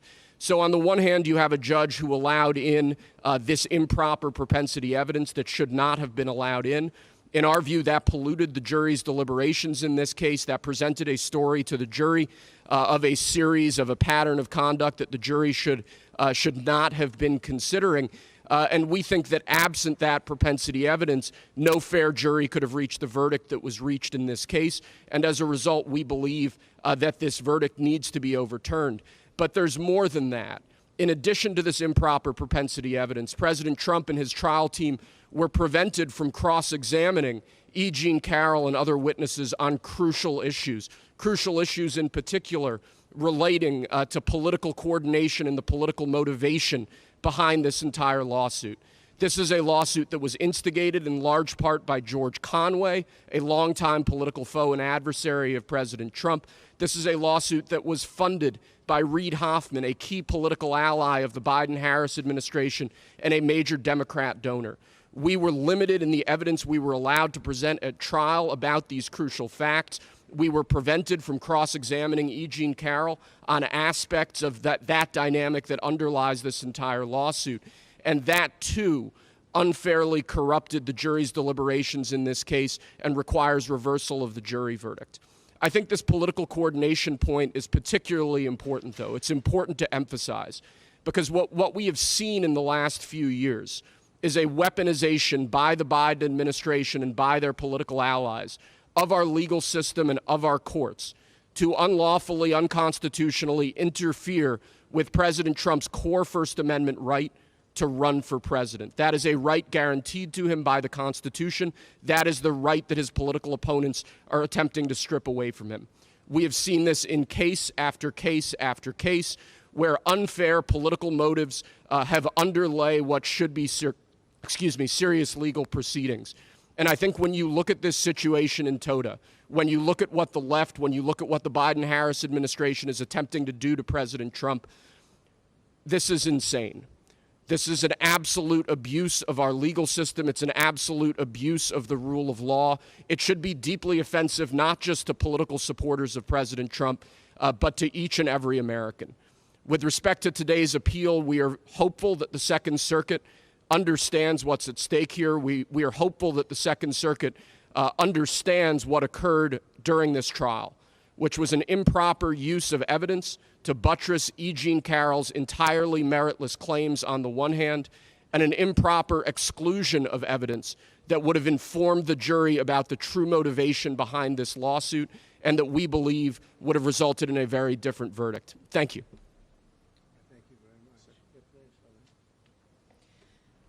Good afternoon. I've done this one too many times, actually too many times for the last 3.5 years while President Trump has been trying to fight to get this country back. And I want to speak to the American women, and I want to speak to the people that need to get out and vote on November 5th. I have sat with President Trump for years now while he has been targeted with lies and with judges, AGs, and DAs who have specifically run in this city and others on getting Trump. The Trump administration will fix this problem. We will stop Kamala Harris's regime, because she was there, let's not forget that, and she still is, of using officials from the White House, putting them in DA's offices, in AG's offices, and attacking your political opponent. And this country deserves better than this. We do. We should not be sitting here at a press conference talking about this. We did this in 2016. And every woman had no reports. They come out when it's election time. And as a woman who has stood with President Trump, who has spent extensive time with President Trump and with his beautiful family, I will tell you, that is not President Trump, and I completely am disgusted by what I have seen happen to this person, his family, and the Trump organization that we stand in right now. You must vote Donald Trump back in because as an attorney, as a woman, as a mother, our future of this country depends on it, and we need to stop this from happening. The DOJ is supposed to help our country and protect us, not attack us because you cannot win in the polls. Thank you. Thank you very much, both. And just in finishing this, we have numerous other trials that are also very much in coordination with the DOJ. They actually took just about their top person and they put them into the offices of the Attorney General of New York, and then also the office of the DA Bragg's office, to make sure the case is brought viciously against their political opponent. And it's a shame. It's a shame. Businesses will not come to New York because of it. They actually, in the case of Engoron, they used a consumer frauds case, never used before for a thing like this. And not only were my numbers correct, and again, this was a generality. All you need is a general, but I had really good numbers, but they were very conservative, very much on the low side. And the judge knew that. And the judge ruled a fine against me, the likes of which has never even been heard of. Businesses will never come to this state as long as that is able to be held up. Because we won that trial so conclusively. We had an expert witness said that President Trump's financial, this was an expert witness from the Stern School of Business, one of the most highly respected people in the country, as an expert witness. He said, to the best of my remembering, it's a big statement, but he said, this is perhaps the best financial statement I've ever seen. But the judge made me pay like a $400 million fine. This is a consumer fraud statement. Think of it. Consumer frauds case that they made it in. The judge refused to give it over to the commercial division where they could understand things, and they would have dismissed it immediately because this case had no merit whatsoever. The judge wanted to settle the case for a very much smaller amount, and I said, I'm not going to settle. I didn't do anything wrong. But he would have settled the case for a much smaller amount. He wanted to settle it for a much more. We had numerous meetings in his office for a fraction of the number that he gave. That was one of the interesting things. I figured that the worst that you could do is what he wanted to settle for, which was a very small number by comparison. And then he just came out with this number. This was a coordination with the DOJ. And the other case that you know about and you've been hearing about, which is same kind of a thing, also in coordination, is the Bragg case. And they actually wanted to put them together in New York. They wanted to put the DA case together with the Attorney General case, but they both wanted credit. They couldn't understand, they both wanted credit, so they had their own cases.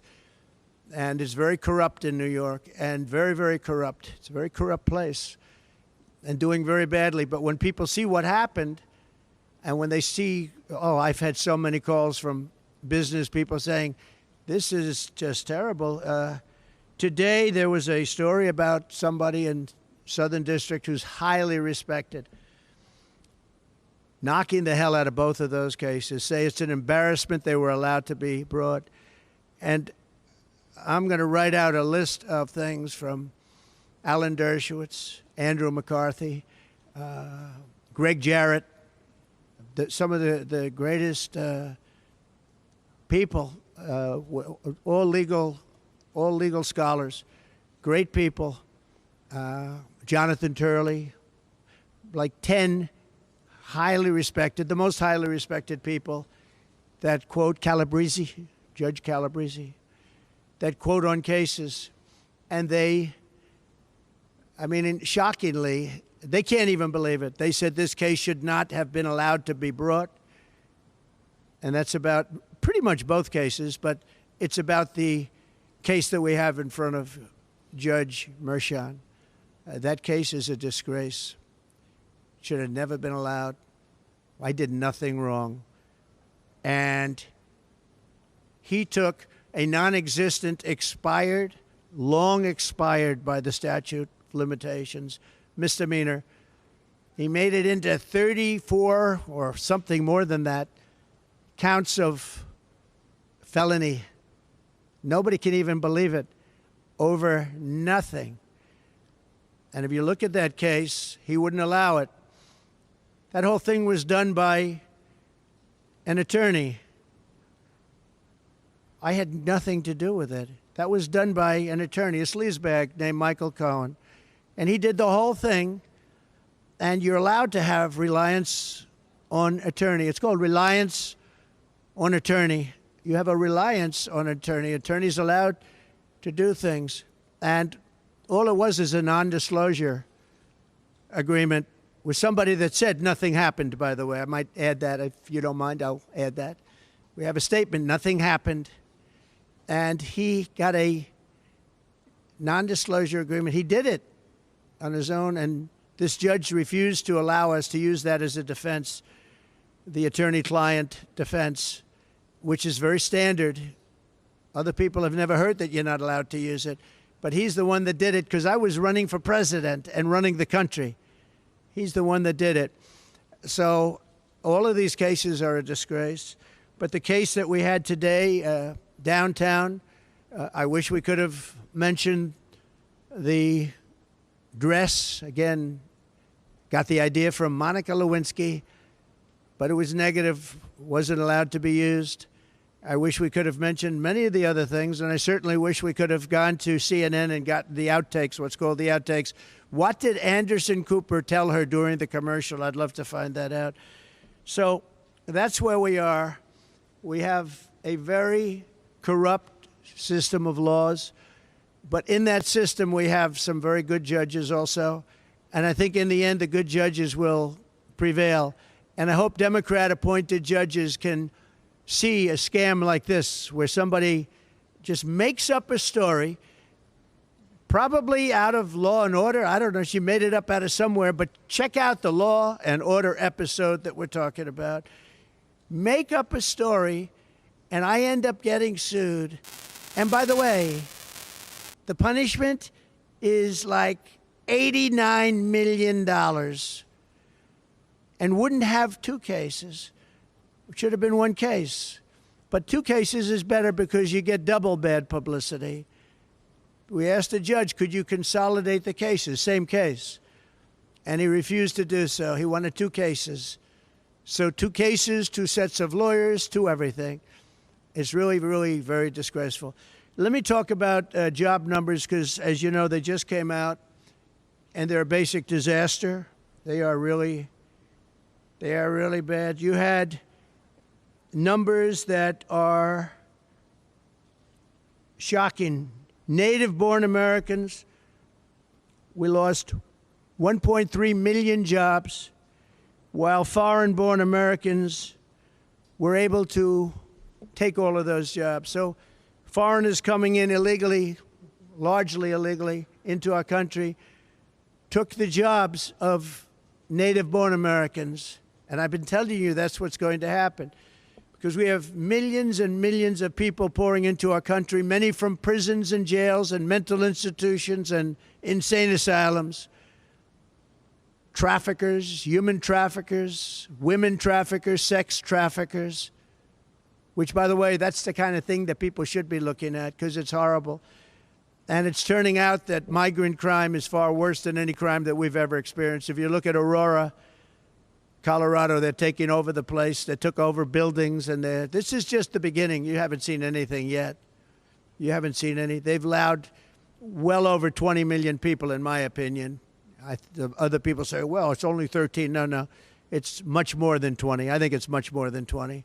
Our country is being invaded because of incompetent people like Kamala that doesn't want to do one interview. She does one softball interview with CNN. Couldn't have been nicer. Dana Bash, you know what? I gained respect for Dana Bash and for Jake Tapper, because in my interview with Sleepy Joe, I thought they were very fair, actually. I was surprised. They were very fair. I'm going into very hostile territory shortly on a debate with ABC, George Slopadopoulos and that group. And ABC, I think, is the worst of everybody. I think they're the worst.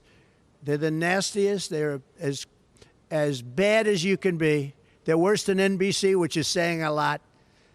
And we have something coming. And the reason I'm doing it is because that's the only one that she would do it with, because her best friend is the head of ABC or ABC News, and her husband's best friend is married to that one. So, and Donna Brazile is there. You remember the famous Donna Brazile? She gave Hillary Clinton the questions. You remember that? That was a little embarrassing. She got fired, I assume, for that. But now she's working at ABC. So I said, I'll do it anyway, because even if she knows the answers and knows the questions, I don't think she'll be very good. And this is not what our country wants. And I feel I have an obligation to do it. And she'd never stand up here like this and give a news conference and speak about what's happening with the weaponization of our justice system. This is the weaponization of justice at a level that nobody's ever seen in this country before. We've never seen it. You see it in third world countries, you see it in banana republics, but you don't see it in the United States of America, and it's a very sad thing. And I think I'm doing a great service by having gone through it and revealing it, because, you know, it came out with a indictment from the district attorney, which, again, just revealed today, and I hope you're going to do a story because it's a big story. The Southern District of New York was, and this is a very highly respected group of people. He said it was a disgrace that that case was brought. It was a disgrace that the case was brought in front of Mershon. The case is a disgrace. Should have never been brought. Should have never been brought. And the case in front of Judge Engoron, just in terms of the case itself, we had 4 or 5 overturns in the appellate division. I only hope the appellate division, for the good of New York, otherwise you just say, God save the state. For the good of New York, I hope that the appellate division will do what's right on that case, because that case was a scam. But every single one of these cases that I'm mentioning, they're all hoaxes and scams. No different than Russia, Russia, Russia, Ukraine, Ukraine, Ukraine, the impeachment hoax number 1, impeachment hoax number 2, all these things that we won. We won them all. But it takes time, it takes effort. And they're at it again. But this time, what they're doing is they're hitting us as hard as possible. You know, it's very interesting. It just brings to light the lawyer on the hoax that we're talking about now, having to do with E. Jean Carroll. She said, the way to defeat Trump is go after him civilly as often as possible, make his life miserable, sue him all the time, keep him in court, and let him spend a fortune. That's the lawyer I have in the E. Jean Carroll case. And that's exactly what they've done. The only thing I can say that's good about it is the public understands. And my poll numbers, I believe, are higher now than they would have been without it, because the public understands it's a hoax, it's a scam, it's a political witch hunt, and some of you should be ashamed of yourselves. Thank you very much, everybody. Thank you.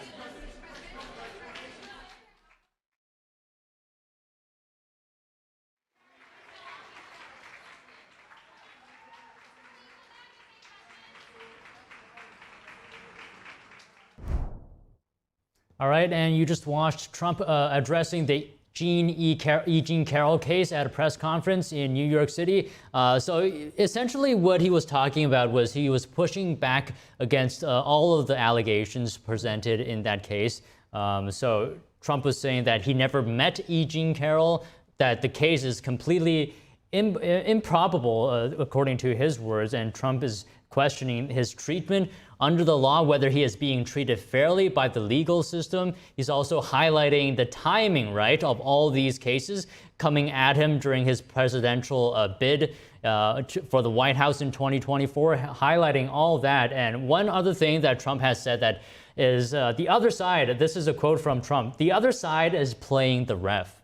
Yeah, he really highlighted his point that this is all lawfare. It's aimed at keeping him from office, from a fair election, which he has said from the very beginning in his opinion. But we heard from a couple of his lawyers as well just now. This, of course, comes straight after an appeal hearing in the E. Jean Carroll case. Will Scharf had said there during that press conference that the evidence, there was no corroborating evidence in the E. Jean Carroll case, no corroborating video footage or things like that that could back this up, but there was evidence that he said should not have been used, that was allowed by the judge, and that he said that his team was not allowed to challenge or dispute the details of that evidence. So some interesting new details coming out there, but mostly a lot of what we know of his position, Trump's position in this case and other cases. Next, we're going to zoom in on the Georgia high school shooting. 14-year-old suspect, cult.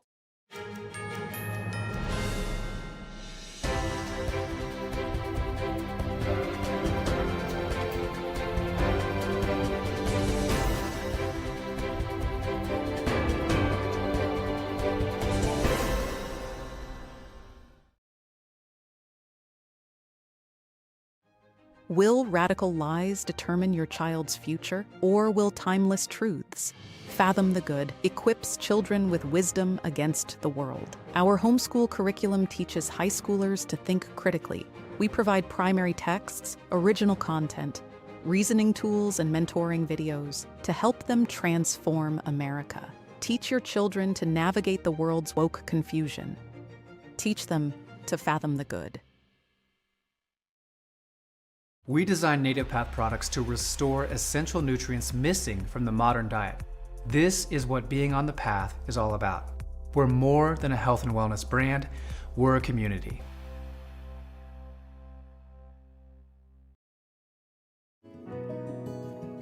Looking for a healthy and smooth-tasting brew? Drop by Days Coffee Roasters today and explore our wide selection of specialty-grade, small-batch roasted coffee. Home to North America's first enzyme-fermented coffee, we source a wide selection of specialty-grade coffee beans from around the world, and our baristas are ready to craft your customized brew. Visit Days Coffee at 28 North Street, Middletown, New York. Come experience a brew like no other. There's a whirlwind of emotion and activity going on in this painting. And there's chaos all around and threat from below. The wolves surrounding her, and they're anything but unmoved. They're moving all the time, and we sense that. But this little girl remains unmoved. She's in quite a perilous situation, but she's completely strong and serene, and she's actually meditating.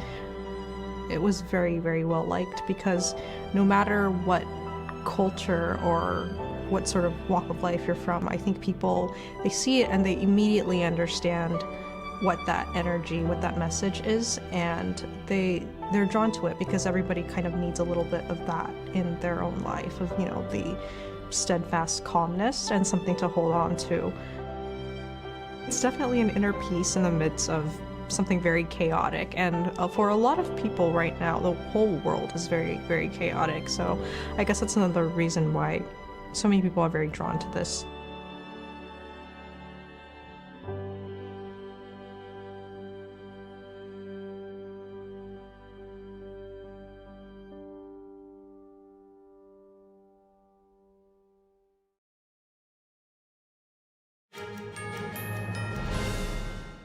Welcome back. Zooming in on the Georgia high school shooting next. 14-year-old suspect Colt Gray and his father Colin Gray both appeared in court today for the very first time. Colt Gray was arraigned on 4 counts of felony murder. Colin Gray was arraigned on 4 counts of involuntary manslaughter, 2 counts of second-degree murder, and 8 counts of cruelty to children. Neither entered a plea. The judge says Colt Gray could face life in prison if convicted, but not the death penalty. That's because he's under 18 years old. The judge previously said Gray could face the death penalty, but then corrected himself. The father could face up to 180 years in prison if convicted of all counts. Law enforcement also issued arrest warrants for the suspect's mother. They are now for felony possession of illicit drugs and using a false license plate in November 2020. Next, we turn to former President Trump's legal cases. We're waiting for a major update on Trump's New York criminal case. Judge Juan Merchan, who's overseeing the case, will rule today whether to postpone the sentencing. The sentencing is currently set for September 18th. Trump's legal team has asked the court to postpone it until after the election. Also today, Trump is appealing in a federal appeals court in New York. We saw him nearby there earlier. He's appealing his first E. Jean Carroll verdict. 3 judges are scheduled to hear arguments from his legal team. Trump's lawyers say the jury's verdict should be tossed. They say evidence was allowed at trial that should have been excluded, and that other evidence was excluded that should have been permitted. The court is unlikely to issue a ruling before November's presidential election. Here's a recap of the press conference at the Trump Tower in New York a while ago. Thank you very much, everybody, for being here. This is a long and complicated web and story, but it all goes back to the DOJ and Kamala and Sleepy Joe and all the rest of them. We have a whole rigged election system. Nobody's ever seen anything like what's happening. Now I understand yesterday they're bringing up Russia again, that they've done for years. Never found anything. But they should be looking at China, Iran, lots of other places. I haven't spoken to anybody from Russia in years. They know that, but it's a scam. But it all goes back to the DOJ because we had a trial today. It's an appeal of a ridiculous verdict of a woman I have never met. I don't know. I have no idea who she is. She wrote a book and she made a ridiculous story up. She put it in her book, and we're now appealing the decision. We had an extremely hostile judge appointed by Clinton, very good friends of Clinton. I guess he presided over the marriage ceremony of one of the lawyers on the case against us. And it's very sad. Judge Lewis Kaplan, angry man. He was so angry. I went to the trial. I've been in a lot of litigation over the years. I've never seen such anger, or wanted to throw one of our attorneys in jail, who threatened her with jail. Nobody's ever seen anything like it over nothing. I've never seen such anger, but all of our judges, I mean, we had a brilliant judge, and I think a very fair judge in Florida. I think we have another judge who's very fair. I just ask for fair. I don't want anything different from anybody else. I just ask for fairness. We have another judge or a couple of judges that I think are fair. Then we have other judges that I think the whole thing is, I think the system is a disgrace. The case that we met on today, and then we're going to talk about job numbers, which are horrible, by the way, horrible, like really bad. And you know that. I'm sure you won't report on it, but the job numbers are terrible. We're going to talk about the appeal today. We had a great appellate lawyer go down representing us, and I think John did a very good job. You have a matter of minutes to speak. It's a very complex thing because it was a setup, a rigged deal. They had 2 witnesses. And before I start, I have no idea who this woman is. They have a picture from, they say, about 40 years ago, a picture. And the picture depicts her and her husband on a celebrity line where I was the celebrity. I was been a celebrity for a long time. And they were shaking my hands along with hundreds of other people. Nobody even knows where it is. The problem is she doesn't know the date of this incident. She doesn't know when. She doesn't know, was it in the 90s? Could it have been further than that? She has no idea when. And people do that because you don't want to give a specific date and then you find out that Trump or whoever it was in Europe. So they tend to do that. They take long periods so that this way, hopefully he was in New York at that time. But this is a disgraceful case, and disgraceful in particular because it's about a former president of the United States who is now leading in the polls to be the president again. And this is being worked with the DOJ, Department of Justice, as are all of these cases. They all come out. Atlanta, Fani, that is all Department of Justice. Nobody knew that. The case with Judge Engoron, the most overturned judge in the state, that is very close because they sent their team from the DOJ to help him. The district attorney, Alvin Bragg, that was all worked with, again, they sent a top operative from the department, from the DOJ Department of, I call it the Department of Injustice, because they're using the Department of Justice to rig the campaign. These cases are disgraceful. Now, they're brought, for the most part, in front of very hostile areas where Republicans get 3 or 4%, like downtown Manhattan, in front of very hostile judges, like hostile like you wouldn't believe. Judge Mershon, Judge Engoron, and Judge Kaplan, all of them hostile areas and very, very hostile judges. I've never seen anything like it.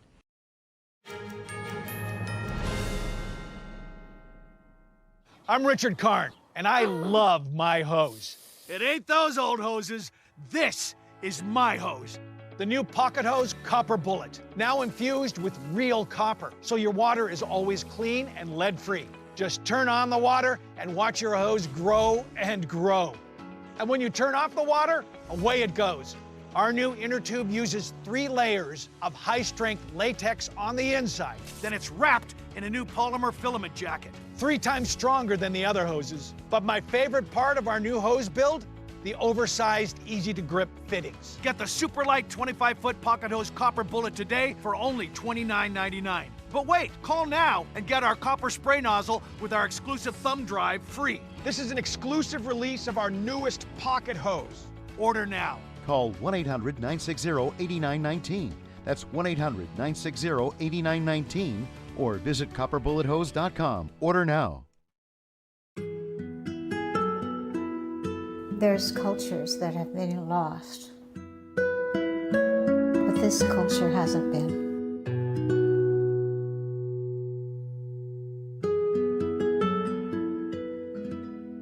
The artist is showing us our sense of who we are,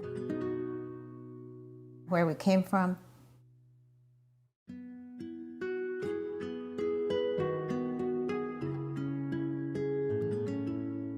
You look at his hat. His hat is knitted probably by a man because a man traditionally knitted the hats. That hat tells you the story of who this person is, what his place in the culture is, the animals around him. Everything's all contained in the messages in the hat. And the tool that he's carrying over his shoulder. This is a centuries-old tool that has been able to rework the mountains. Those traditions are invaluable, and if we don't honor those traditions, then we're rootless. The artist is showing us the value of maintaining our culture and respecting our culture.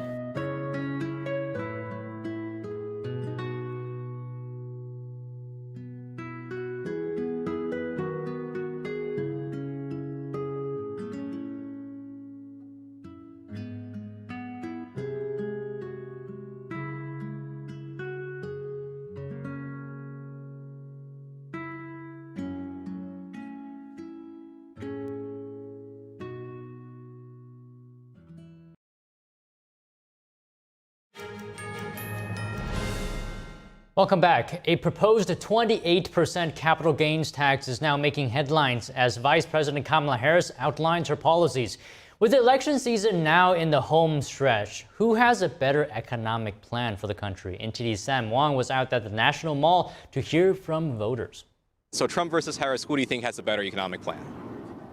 I'd go with Trump. Maybe actually Harris. With Biden's infrastructure bill that he, put through and Harris's support of that, I would think that the Harris camp. Trump. You go back 4 years ago and how great everything was.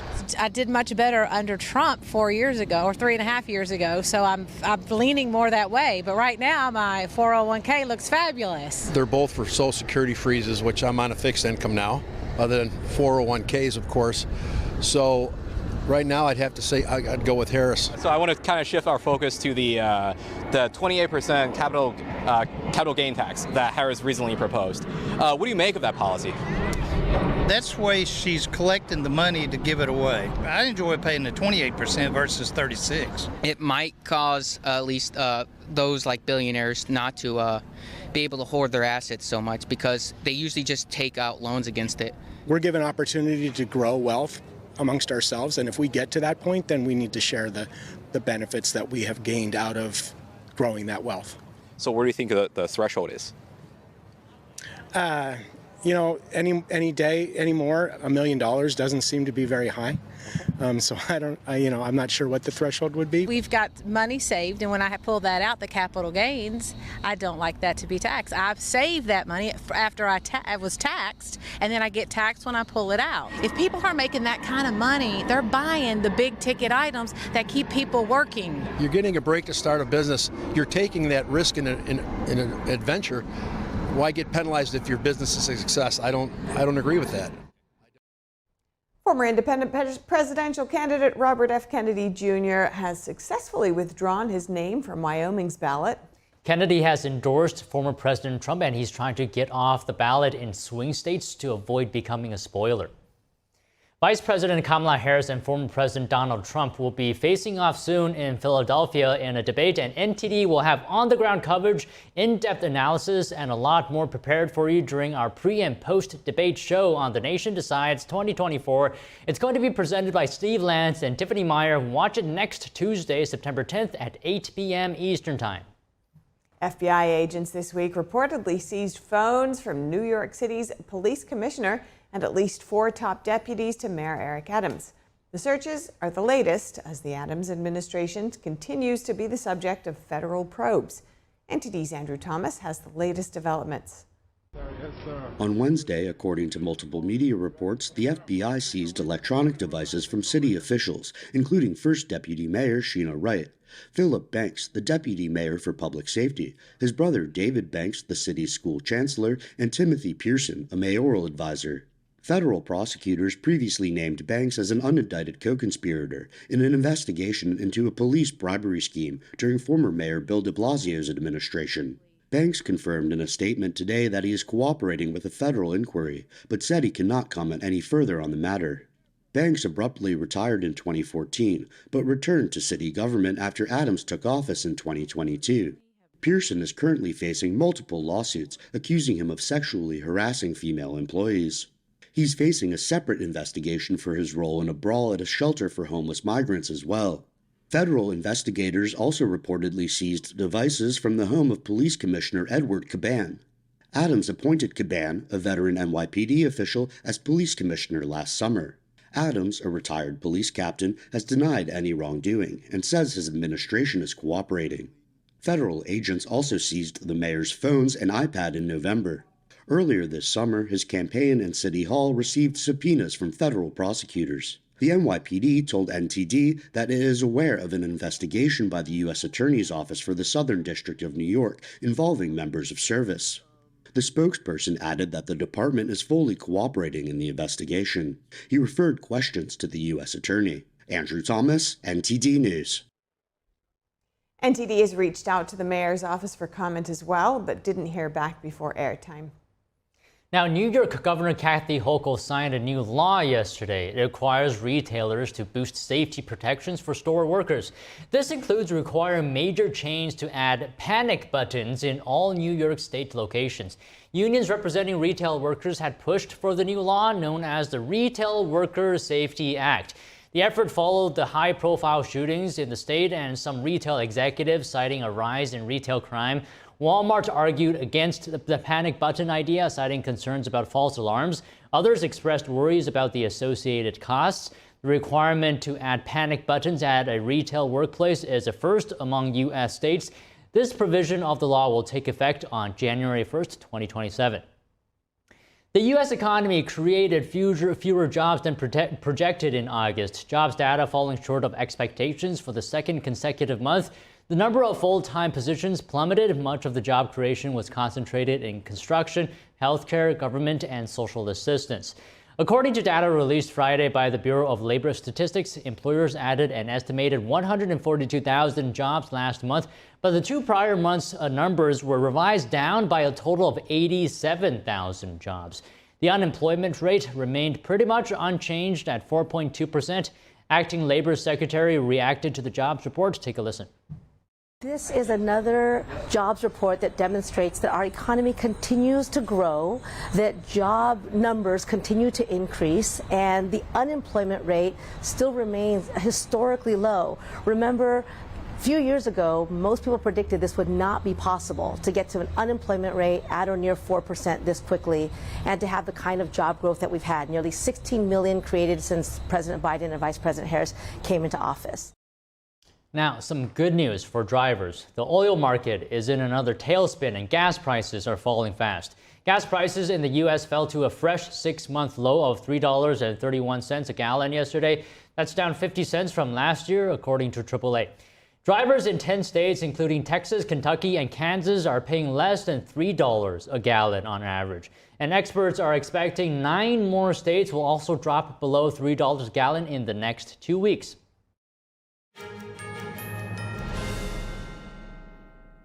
We all know that words have power. They set things in motion and make us happy or sad. But there's one word that stands out because when people say it, lives are changed. It's not a big word. It's itsy bitsy. It's only 3 little letters. But when you say it, the life of a kid like me can be changed. So, what is this special word? It may surprise you. It's yes. Yes. Yes. Yes to becoming a monthly supporter of Shriners Hospitals for Children. That's right. Your monthly support allows the doctors and nurses at Shriners Hospitals for Children to give the most amazing care anywhere and change the lives of kids like me. And me. And me. Because people like you have said yes. Now I can play football. And I can play catch. And I can walk.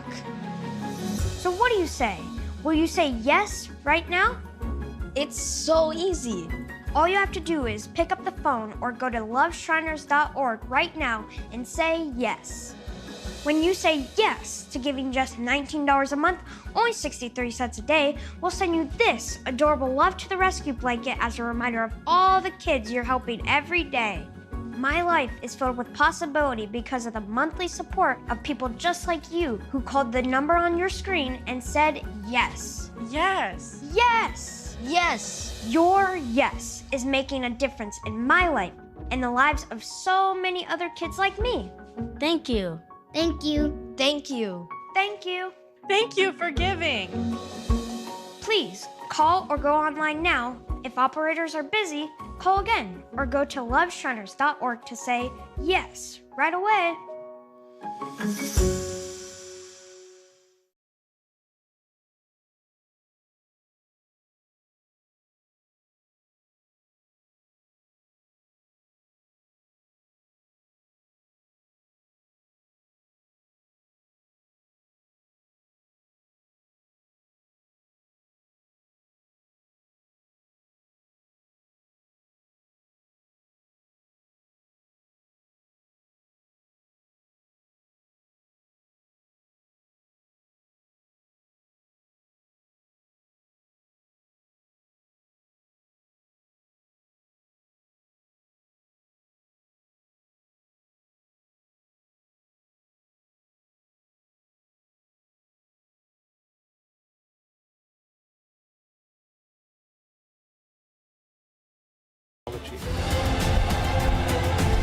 They also revealed a hidden war.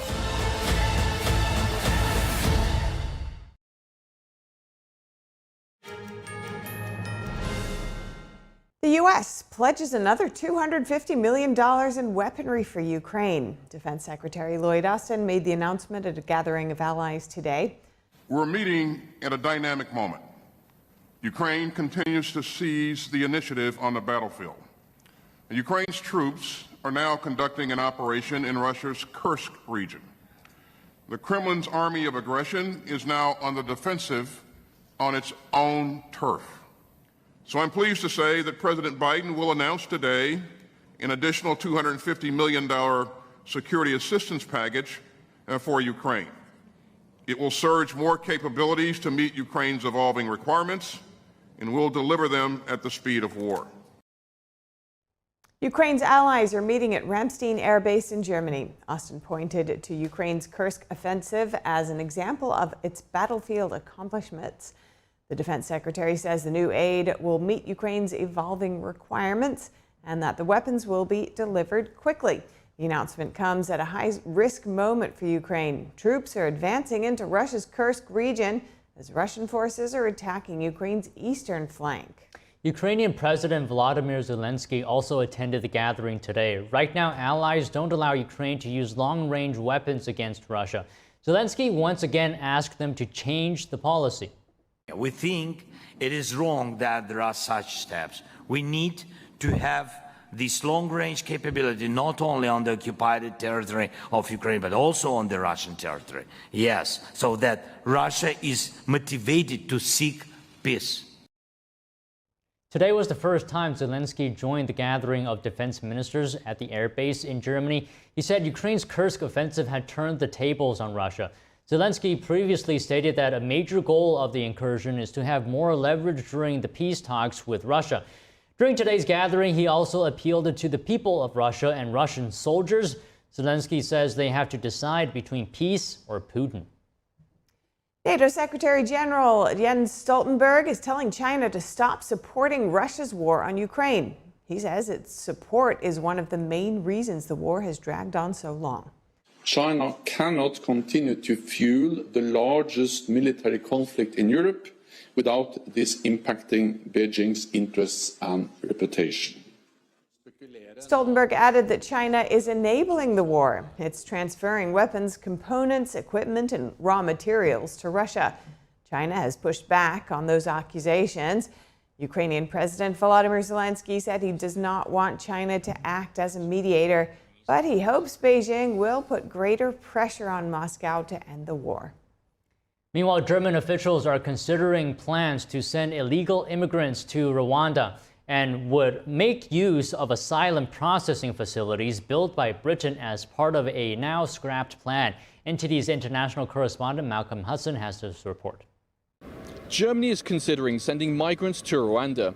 There, they could make use of asylum facilities built as part of Britain's now scrapped Rwanda deportation plan. This comes amid growing pressure on the German coalition government to deter and restrict illegal immigrants from entering the European Union. Joachim Stamp, Germany's migration commissioner, said this model would specifically target migrants crossing the EU's eastern borders. He said this is about 10,000 people per year, but he dismissed broader proposals to apply the model to all refugees. The asylum procedures in Rwanda would be conducted under United Nations supervision. Stamp told a podcast by Table Media, "We currently have no third country that has come forward, with the exception of Rwanda."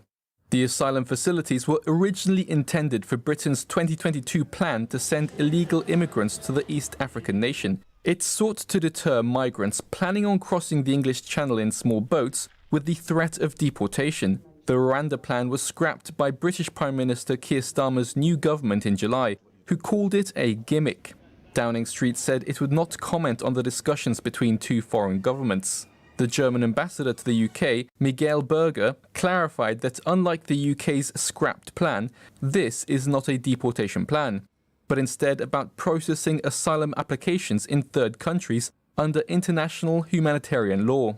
The move by Germany has sparked backlash from senior British Conservative politicians. Shadow Home Secretary James Cleverly said the Labour Party's first move in government was to scrap the Rwanda plan. Now, he says, Germany wants to use the facilities the UK built. And former Home Secretary Suella Braverman, who helped organise the Rwanda plan, said Germany's proposal shows more support in the EU for a meaningful deterrence. She said Labour scrapping the plan makes the UK seem soft on illegal immigration. The European Union agreed last December on new rules to handle irregular arrivals of asylum seekers and migrants. But it could take until the end of 2025 for the pact to take full effect. Malcolm Hudson, NTD News, London. For round-the-clock original news coverage, watch us live at ntd.com/live or download our NTD app. And if you have any feedback, please email us and be sure to stick around for NTD Newsroom at 2 p.m. Eastern Time. We'll cover more stories from the U.S. and around the world.